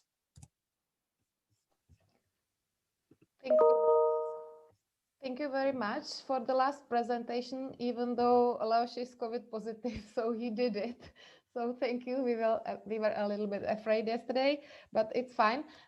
We have some questions in the chat. We have last 2 minutes, so maybe I will just say a few summary for all these 3 presentations. We can see that not only giving the money to the social companies is very important for them. We can see that the most important is that if the founder or co-founder or the management of the company has a strong social feeling, then it is possible to find a way how to help to social companies, even through the services which presented Leoš, or on the other side, to be a regular supplier, as Robert presented. Maybe yes, through the sticks.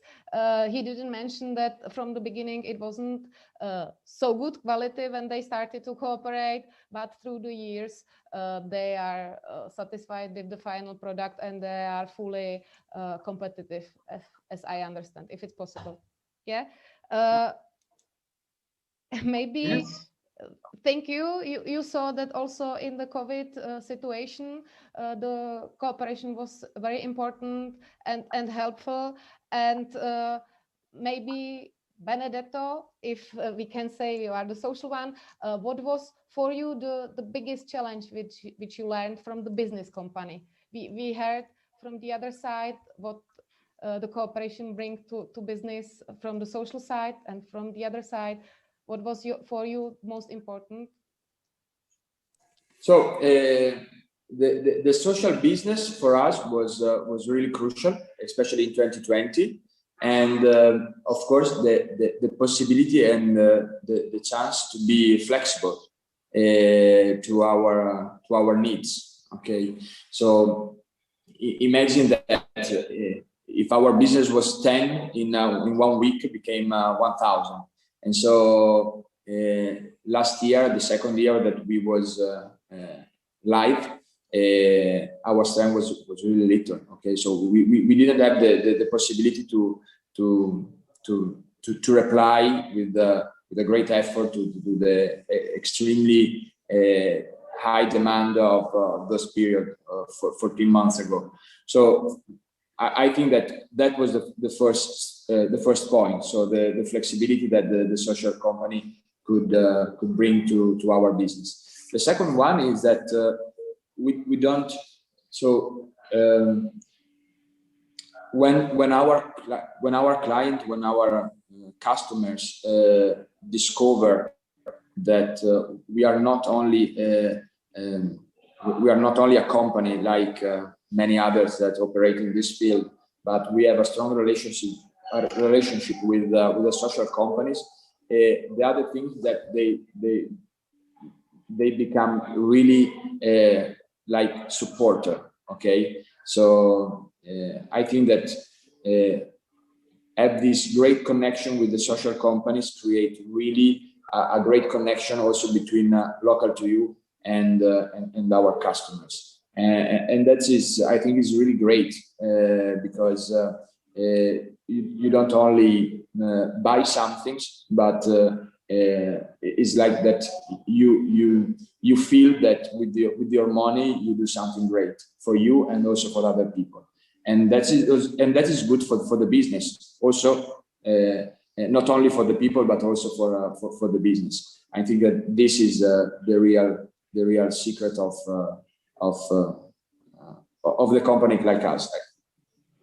Thank you. So your company is the roof for the farmers, and is ensuring to the customer the quality from one side, and you can help all of them which are under your roof, we can say. So exactly. Thank you very much. Maybe if you all of you would like to say some final word for everybody, and after that our time is over and you can answer your questions in the chat, I think, after that. So thank you very much, and I am giving the floor to Taylor back. Bye. Goodbye. Thank Bye. you.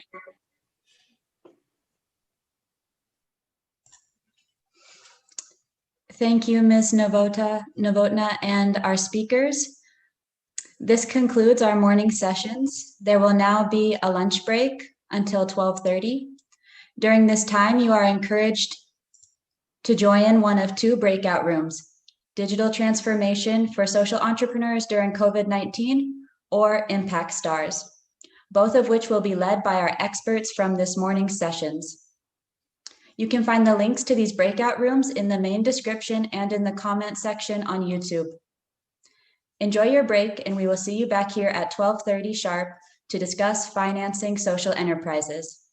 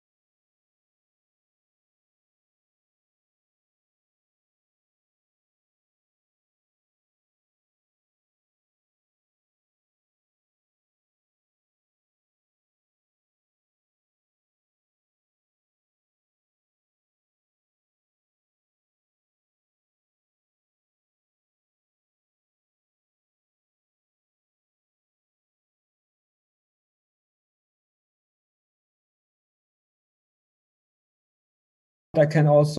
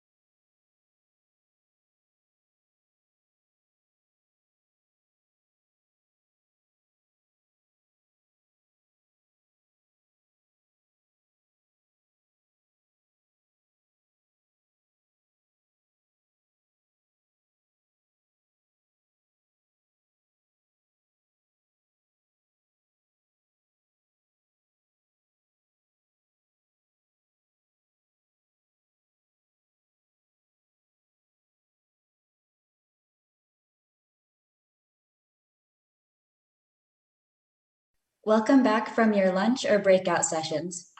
I'm happy to introduce Karsten Wenslauf, the founder of the Institute of Communications for Social Media in Berlin.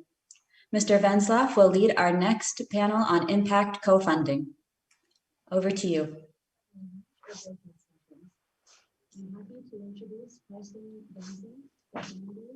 Wait, I apologize.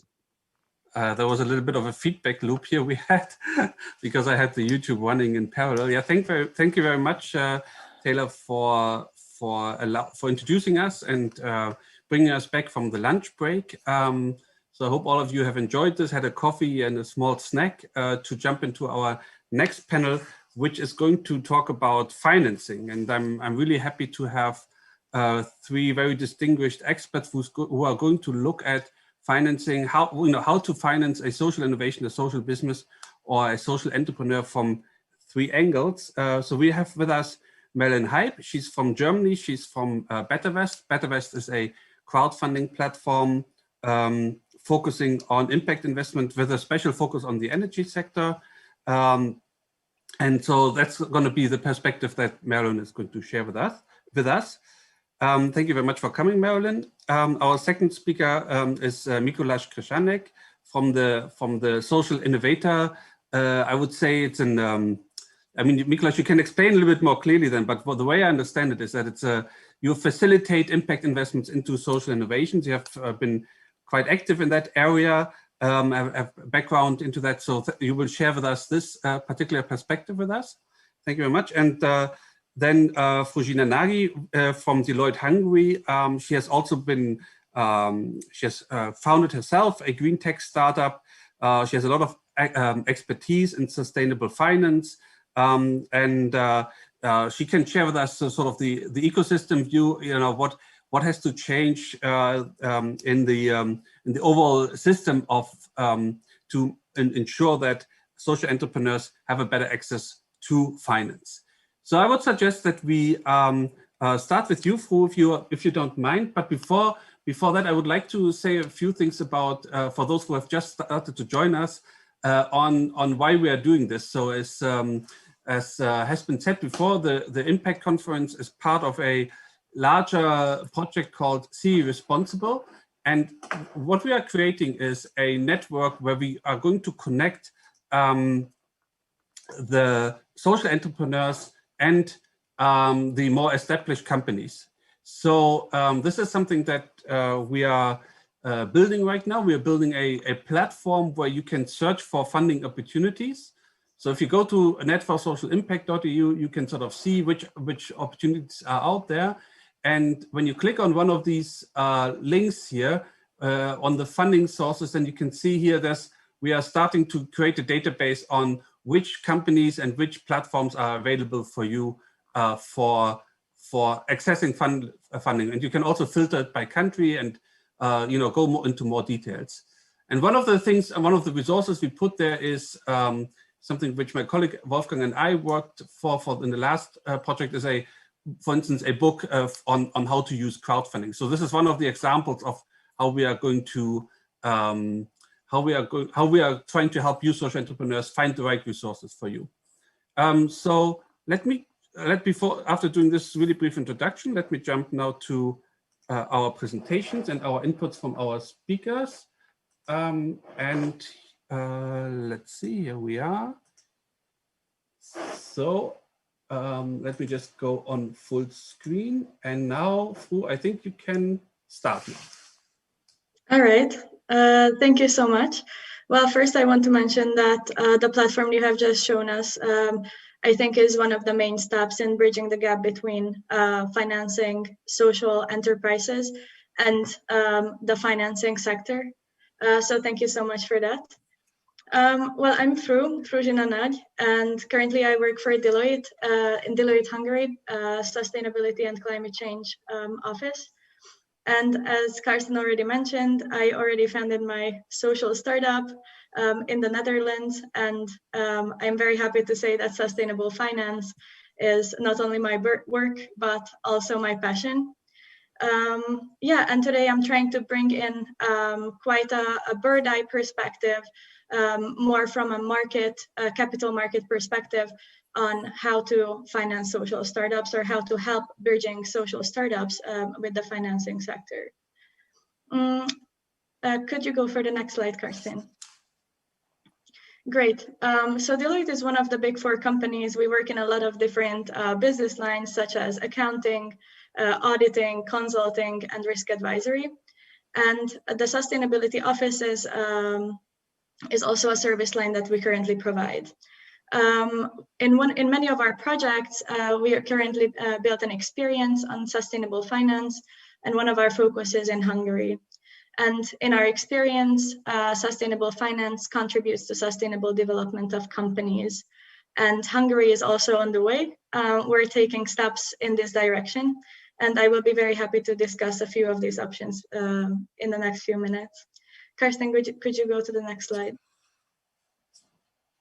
Yeah, so this is a slide on what we already have discovered on sustainable capital markets. Attention is increasing on the investments performing well on ESG and SRI ratings. This means that the attention of investors and the capital market is not only looking at financial returns anymore, but there is an increasing interest on how companies perform on their environmental, social, or governance strategies, as well as actions. So there is a need for enterprises to report and to somehow let investors know their non-financial performance as well. And on the right side, you can see a few examples of how these reporting schemes work, what they currently are. This is a non-holistic picture. And yes, thank you. And here are a few examples I collected about sustainable finance. Well, the first and most important thing is that the EU's budget until 2027, which is around 1.85 billion euro, 30% of it is earmarked for climate change mitigation. And I think that's a great news for social startups. And in the middle, you can see a few instruments, finance instruments, that can be used to accelerate scale social businesses. And as you can see, impact investments are one of them. There are many other financing tools these enterprises, as well as the government or other financing institutions, can implement. And in the right bottom corner, you can see my contact email if you have any questions. And I'm really looking for this conversation with you. Thank you, Fu. Fantastic. For this overview about the different ways of financing as a social entrepreneur and financing your entrepreneurial activity. And one of the examples, of course, is to reach out directly to impact investors. And this is where Mikuláš will going to explain a little bit how that works with Sociální inovátory. Let me just do like this. Okay, and now Mikuláš, it's your turn. So thank you, Carsten. Thank you for having me. So I am supposed to explain in 4 minutes the future of the economy. So we can go to the next slide. So we are acting as a catalyst for the social change. We as social innovators are financial and business architects in order to develop the ecosystem of impact finance or impact in industry in Slovakia, and we have also some project in Central and Eastern Europe. We entered the sector in 2012, so very long time before it was cool. So from then we raised around 5 million euro in 15 projects. Our focus in on deep impact, it means we are developing a whole impact ecosystem in long-term perspective, trying to bring a democracy behind the access of access to the capital, and trying to finance the impossible. Our background is finance, is investment banking, private equity, venture capital, and structured finance. So we can go to the next slide. So this is the ecosystem of stakeholders we are dealing with. Principally, we are acting as a matchmaker between entrepreneurs, NGOs, and the investor. So putting them together and trying to helping to realize the projects. And also, secondary, we are also cooperating with the public sector, helping or advising the public institutions like municipalities, governing regions, ministries, with the strategy papers on the impact financing, and also with defining the framework for outcome-oriented contracting, in other words, social impact bonds. So this is our scope of work. You can go further. How we work, in principle, we are interpreters between the two universities. The one university is the solvers of social changes, it means the social enterprises, and the other side there is the finance. There are financial institutions. So we are helping to put together the business plan and a business model and a business structure for the entrepreneurs, and trying to communicate the risks, value drivers, and also the revenue streams to financial institutions in order to understand the risks and so on. So we speak both languages, and we are trying to interpret the concerns of both sides. We can go to the next slide. So in principle, we are meeting two types of the companies. first group is traditional companies that have an impact potential, and the other group is left upper corner, and other groups that are the traditional NGOs and impact providers that are supposed to be sustainable. So we are helping to push them towards the upper right corner in order to make it also bringing economic value and also the impact. And we really believe that there is also the future of the economy in this corner. So this next slide. As I mentioned, I didn't mention that Slovakia is in a quite an early stage phase of development. So we are treating different companies in different phases. So we are guiding them through the initialization, networking, system integration, supporting the pilot project, and also scaling then the social franchising, and also on national level, scaling the social impact bonds as outcome-oriented contracting. This is the scope is very wide because there is no.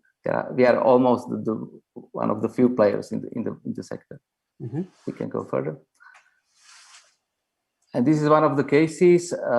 You can see this is in the sectors of art and culture and community development. This project is called Nová Cvernovka, is a group of 40 cultural creatives that were dwelling in one brownfield, and the developer kicked them out, and they were supposed to move some there. So they found the public spaces from a self-governing region, and we helped them to raise the money and syndicate the finance for revitalization.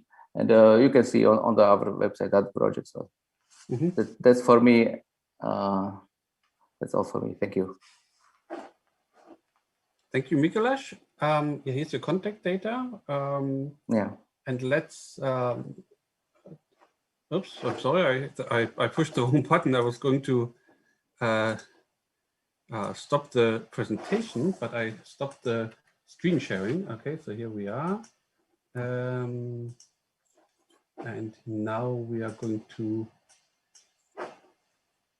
go to our last presentation. Marilyn from BetterWest, the floor is yours. Yeah, hello everybody. Thank you so much that I can speak here. I'm very happy that I perhaps can give a little bit advice to other social impact startups and everybody who's interested in impact investment. So BetterWest has been founded end of 2012. And through that time, we developed from the first energy efficiency crowdfunding platform in the world to an impact crowdfunding platform. And perhaps, Carsten, you can show the next slide.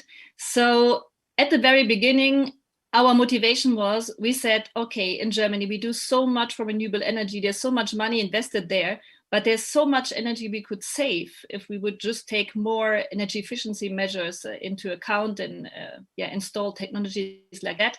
So that was the motivation to create BetterWest. And end of 2013, we funded our first 5,000 euro project, so very small LED project. And but with a while, and after a while, we realized, oh my God, there is so much more we can do with our money. So every year we collect from the crowd can do so much more if it is invested in developing countries where people have no electricity, where people cannot develop, so the industry cannot develop because there is no electricity, or there is they have no electricity for certain hours and so on. So we decided in 2015 also to finance projects abroad Germany. And I think we were even also the first crowdfunding platform in the world that financed Nigerian companies directly. And we did that in a cooperation with the GIZ Germany. And so our journey moved on from being the pioneer in energy efficiency to be a pioneer in Nigeria. And then we realized after a while, oh my God, we want to do even more impact. And so now we decided to be purely an impact platform. And that means that when we choose our projects, we look very deeply into not only what can they do for the environment, but also how many jobs are created. Is the economy benefiting from it? Are women supported, and so on? And Carsten, next slide. Yes. And the reason for that is that we really saw that there's a big, big gap in that field. So there are so many small and medium-sized companies that want to do something very positive, impact related, but they cannot get the financing because there are not so many institutes, especially in the region for small and medium-sized companies, that would give them the money. I mean, if they would need 5 million euro, that would be easy, but not if you need only 100,000. And it's also a very high risk when you give your money to an African country, or if you want to finance perhaps a technology that is more innovative, it's a high risk. The big institutions, they don't want to take that risk. That's the one thing. And then the challenge for those companies to access finance is not only that there are not so many institutions that want to do that, the due diligence costs to prove a project are really high. And also we see that. And so it's very cost intense to, first of all, convince somebody to finance you. In those countries where we are, for example, at the moment, the national banking system failed. So many banks cannot finance, and there's also high currency risks.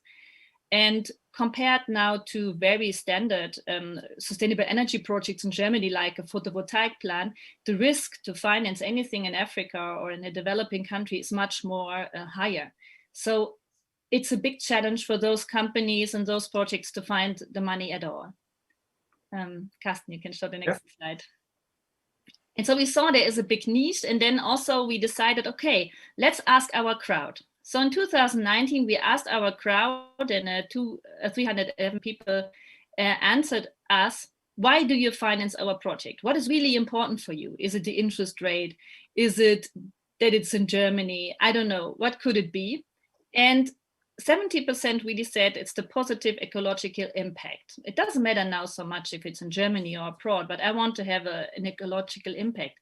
But also 42 said directly, that was the second answer, I want to have a social impact. So we could see that all our investors, which are now more or less 10,000 people, they really invested because they want to have an impact. And if I would do that inquiry today, the number would even be higher, because impact investment is absolutely a trend. And we can see that more and more investors come to us and definitely say, we want to see more impact and we want to be sure that the impact will happen. But there is another side. 75% of the people said, I would invest double as much if I would have a security, if the risk would be low. And 50% said they would invest at least more.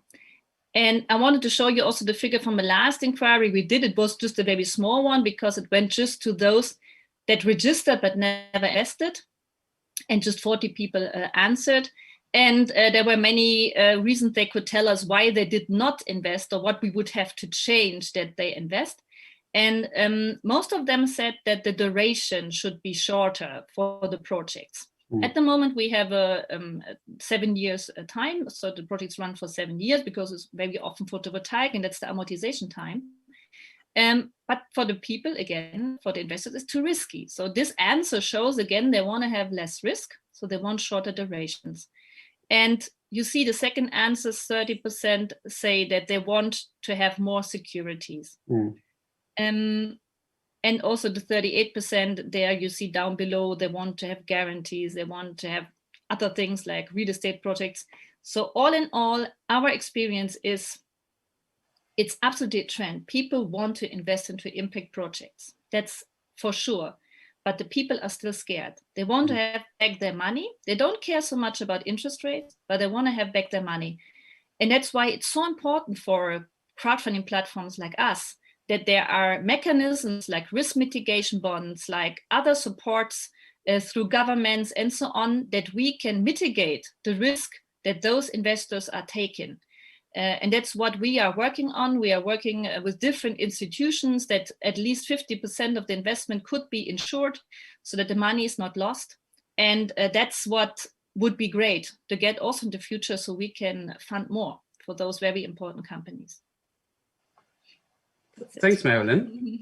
Yeah, do you maybe we can jump to these, or do you want to say one or two sentences maybe before we jump to discussion about the BetterVest model, just to explain how? Yeah. I just see that this was the last slide. Okay. Yeah. So finally, when somebody wants to get a funding from us, So we will make a due diligence, and we will have a look at the project. And so if we think that is a reasonable project and our crowd could like it, then we offer it at the platform, and we get a certain fee from the money that we fund. There is no upfront payment or something, it's just a certain percentage. And we start at 100,000, and at the moment we feel comfortable with maximum 2.5 million. And we are not alone. So a new trend for us is co-funding. Means at the moment we co-fund one project together with another crowdfunding platform from Austria. In 2 weeks, another one will be done with one from Austria and Germany. So we're not alone anymore. So we can do the projects and do together with other platforms. Yeah, and then we're working with a trustee. So the money will be collected from all the investors on a trustee account. It goes to the project owners. And there is a certain payback time that we define together. It's between 1 and 10 years. And the interest rates depends on the risk. So we had projects with 3.5%, which were low risk projects. We had projects with 12%, which were more risky. But at the end, it's the decision of the project owner. Okay. And that's the cycle. But everybody who knows crowdfunding knows how that works. No, that's definitely very interesting. Thanks so much, Marilyn. So let's jump into, if that's all right, I would jump into the discussion with our audience as well and between our participants.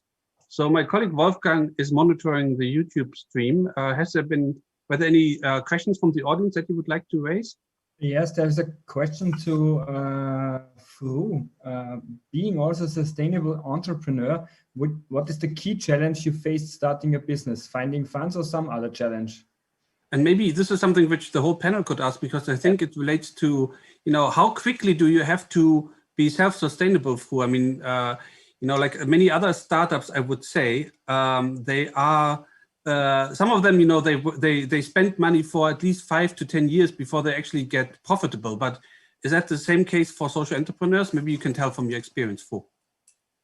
Thanks for the question. Actually, our startup was very heavily reliant on grants, and we were quite lucky to have the support of Wageningen University at that time. A few of my colleagues and I opened this social business, and we worked with basically consulting green real estate, and our main financing source was grants. And our startup was for a limited time. So after 2 years, the startup actually closed because we finalized the project. And yeah. And maybe Marilyn, what is your opinion on this? How quick was the platform BetterVest sort of running on its own feet, or were you? I'd imagine running a crowdfunding platform, given the amount of due diligence you have to do, regulatory compliance and all these things is quite cost intensive. But how quickly were you able to sort of just finance the platform from your own income stream? Yeah. To give you the answer to your question, first of all, we have been profitable after 4 years, which have been very fast. We decided from the beginning on to grow organically. Yeah, and clearly we had also business angel at the beginning, and then a small equity income, and also an own crowdfunding. But now I would not do it like this again, because it was a mistake. No, it was definitely a mistake, because when you run a crowdfunding platform, you have so much obstacles. Every year there is a new law coming out. You have to have your own software team, your own software. You have to do a due diligence. You have 2 clients or 3 clients. You have the crowd, you have the project owners, and then you have also your shareholders that want to be happy.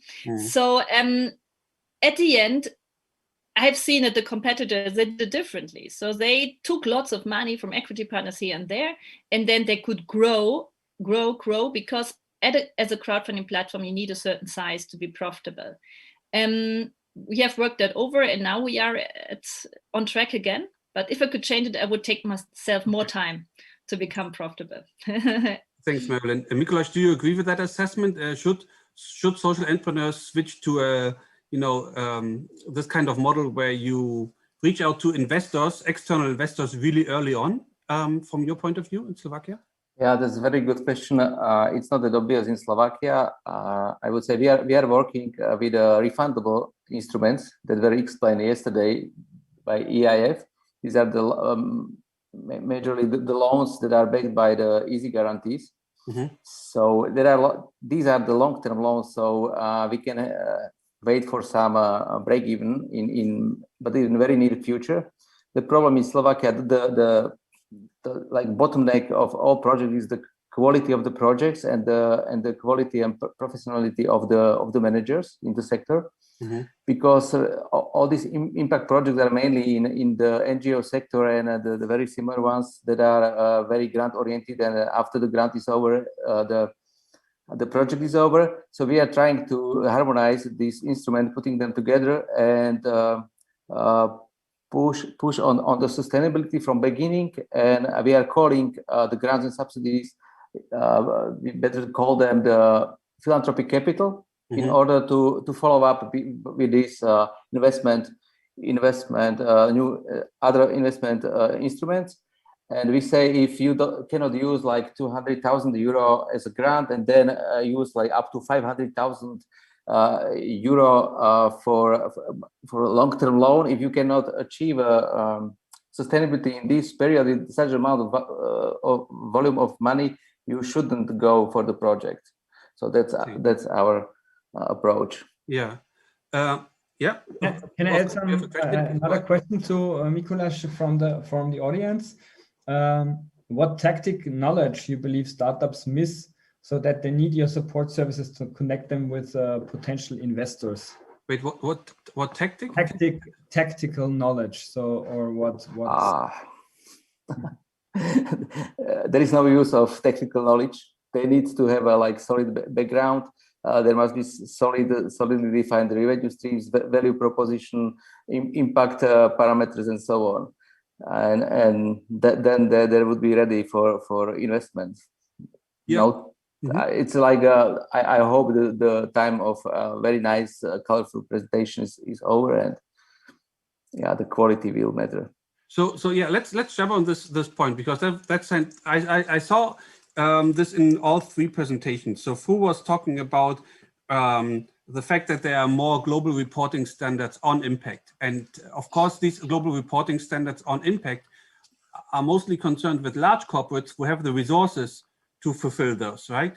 Mikuláš said, this is something quite important to be early on to demonstrate your impact that you have, also to impact investors. And Marilyn was saying the same, that when you are filtering, when you're trying to selecting the projects which are being offered on the crowdfunding platforms, you really early on try to assess what kind of impact they have on multiple dimensions. So the questions, it's a little bit of a maybe a provocation here, but are social entrepreneurs really capable of demonstrating their impact in such a way that a professional impact investor, or even a crowd investor, or a large corporate who wants to partner with such a social entrepreneur have, the trust to invest in that? That's something I would like to ask you. Maybe, I don't know, Fu, do you want to start? And then we go to Mikuláš and then to Marilyn. Fu. I think that's a really relevant question. And as you have said, and I can only repeat, from what we have seen from the market, and we've interviewed startups, impact investors, as well as large corporates. What we have seen is those startups, those companies that have some kind of ESG rating, some kind of reporting technique, are much more likely to get funding, are much more likely to be invested in. But what resources would startups would need, or social enterprises would need to fulfill that criteria? I think I would get to this topic from the perspective of the reporting, because that's what I know best or most in this question. I think what the most where the most resources are needed is filling out, actually finding the reporting that you want to create. This is extremely time consuming. Usually advisors, consultants are called to help filling out these criteria. These are, for example, the GRI standards.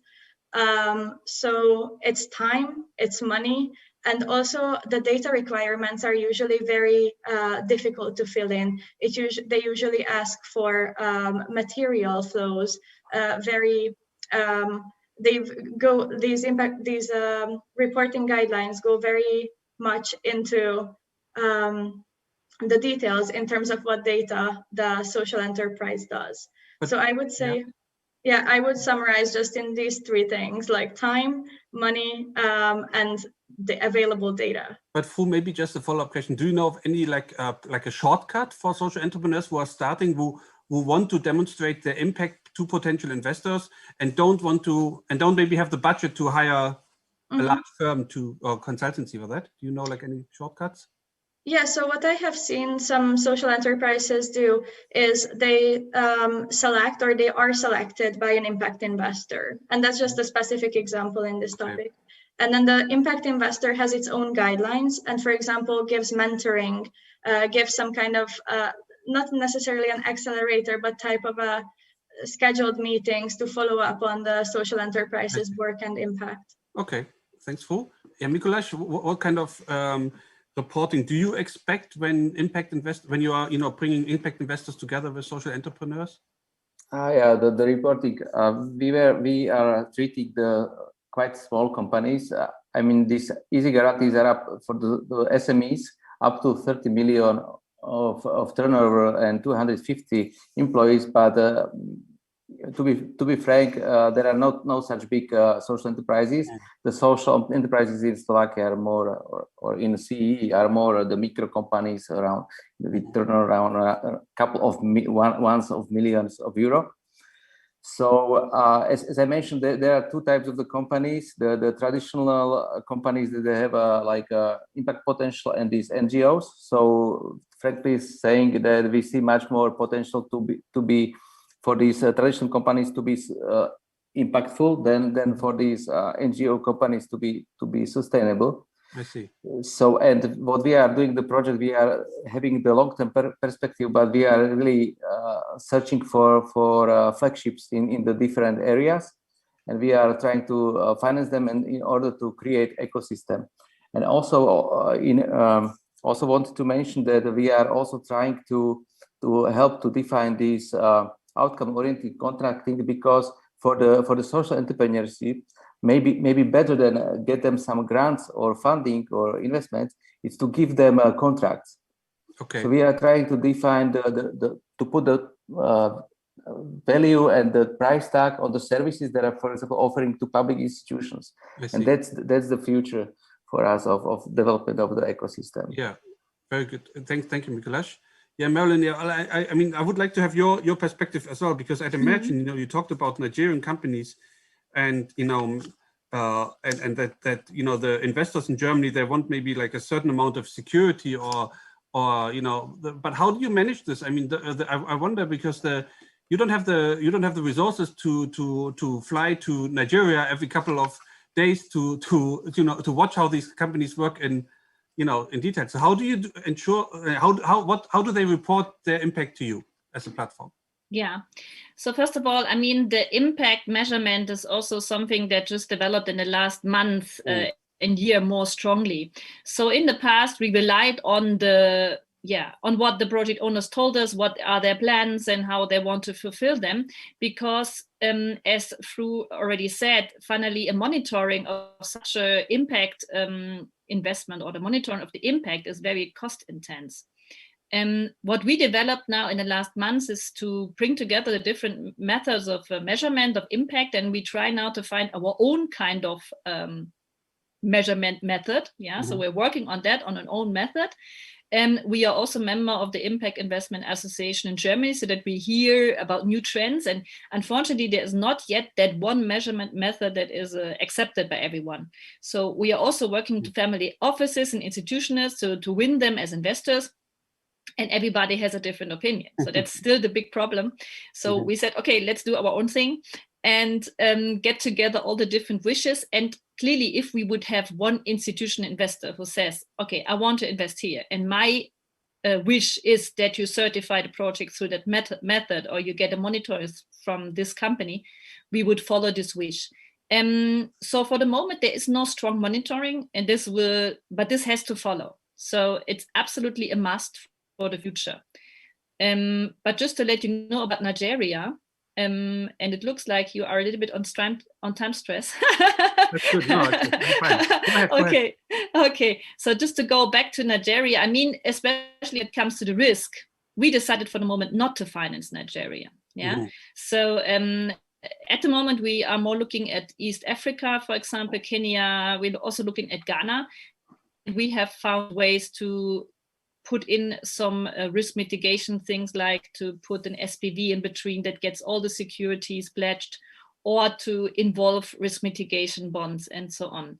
And we went there very fast, so that's quite safe now, but the impact measurement, that's the big next thing we have to work out. Yeah. Okay, so yeah, we have 3 minutes left, so I just want to and I don't, Wolfgang, if I'm not mistaken, there's no other question in the YouTube. No, that's fine. Okay. But what I would like to ask our 3 speakers, sort of as a wrap up, is, in order to improve access to finance, what would you expect from the governments in Central Europe to do? Marilyn has already mentioned something, so maybe you could elaborate on this, Marilyn, then Mikuláš, and then Fru finally, as a wrap up, because the background is our project is also trying to create a roadmap what governments should do to improve access to finance for social entrepreneurs. So this is why we need your views on this. So Marilyn, maybe you start what the government should do. Yeah, so definitely we would need risk mitigation, insurances, bonds, and so on that would cover a certain part of the loss in case there is a loss. Because at the moment, the investor bear 100% of the risk. And if governments could give here some kind of models where they share the risk, that would be a huge help. Yeah, and that would at least double the investments. Okay, thank you. Thank you very much, Marilyn. Mikuláš, what would you expect governments to do? In Slovakia, but in general, as I said, is focus on the social impact procurement in the public institutions. It's a major key. And for the support, I don't know, but I think for even for foreign help, that there are the easy instruments that could work as well, because it's considered to be social impact by EIF. So maybe for Marilyn. But just just sort of a follow up on this. In terms of procurement, what is the biggest obstacles for public officials, public authorities procuring this? Really quickly, because it's very bureaucratic and very complicated, and there is a law that like 6% of the procurement shall be done by social enterprises, but it's not in reality it's not working. So we shall focus all the public that the social enterprises are the future of the economy, and these are the first that should be like awarded by the public contracts. Okay, thanks, Mikuláš. Okay, who? Yeah, I think governments should understand the challenges of different social enterprise ecosystems. And I mean that I think every enterprise has a different challenge in funding itself. It can be they're looking for equity, they're looking for debt financing tools. And I think it also depends on very much the business model of the social enterprise. So I think these challenges should be mapped. And then different instruments as opportunities should be matched with challenges that the enterprises are facing. Okay, thank you very much, Fru. That's really helpful. Well, with that, I want to say a big thanks to my panel for this really interactive and interesting discussion between the 3 of you and with the audience. Thank you for Wolfgang for facilitating the audience questions. And yeah, thank you to everyone who listened in and joined us on this call. And yeah, I believe I would like to give the micro back to our host, Taylor, to lead us into the next session. Thank you very much. Thank you. Thank you, Mr. Venslau, and to each of our panelists for sharing their insights on impact reporting and financing social businesses. It is now time for our final session, Beyond Coping with Lockdown Stress, led by Sonia Zhivkovic. This is an interactive workshop exploring inspiration, impact, and intelligence to support the success of social businesses. This session will not be streamed live on YouTube, but everyone is welcome to join on Zoom using the link that can be found in the main description or the comment section on YouTube. As this is the end of our live stream, I'd like to thank everyone for joining us these past 2 days, for sharing your impact stories, your ups and downs, and your plans for the future. The YouTube streams will be available via the Brodoto YouTube channel. The organizers invite any further questions or comments relating to the content of this year's Impact Conference to be sent to info@brodoto.com. You can keep following our impact stories through the social media of Interreg DelFin and CE Responsible. We really encourage you to join the closing workshop, Beyond Coping with Lockdown Stress. To reiterate, the workshop is starting now, and the link to the Zoom discussion can be found in the description on YouTube. So thank you again for joining us this year. Fingers crossed that next year's Impact Conference will be live, so we can all share a drink and mingle at this point. Until then, goodbye and take care.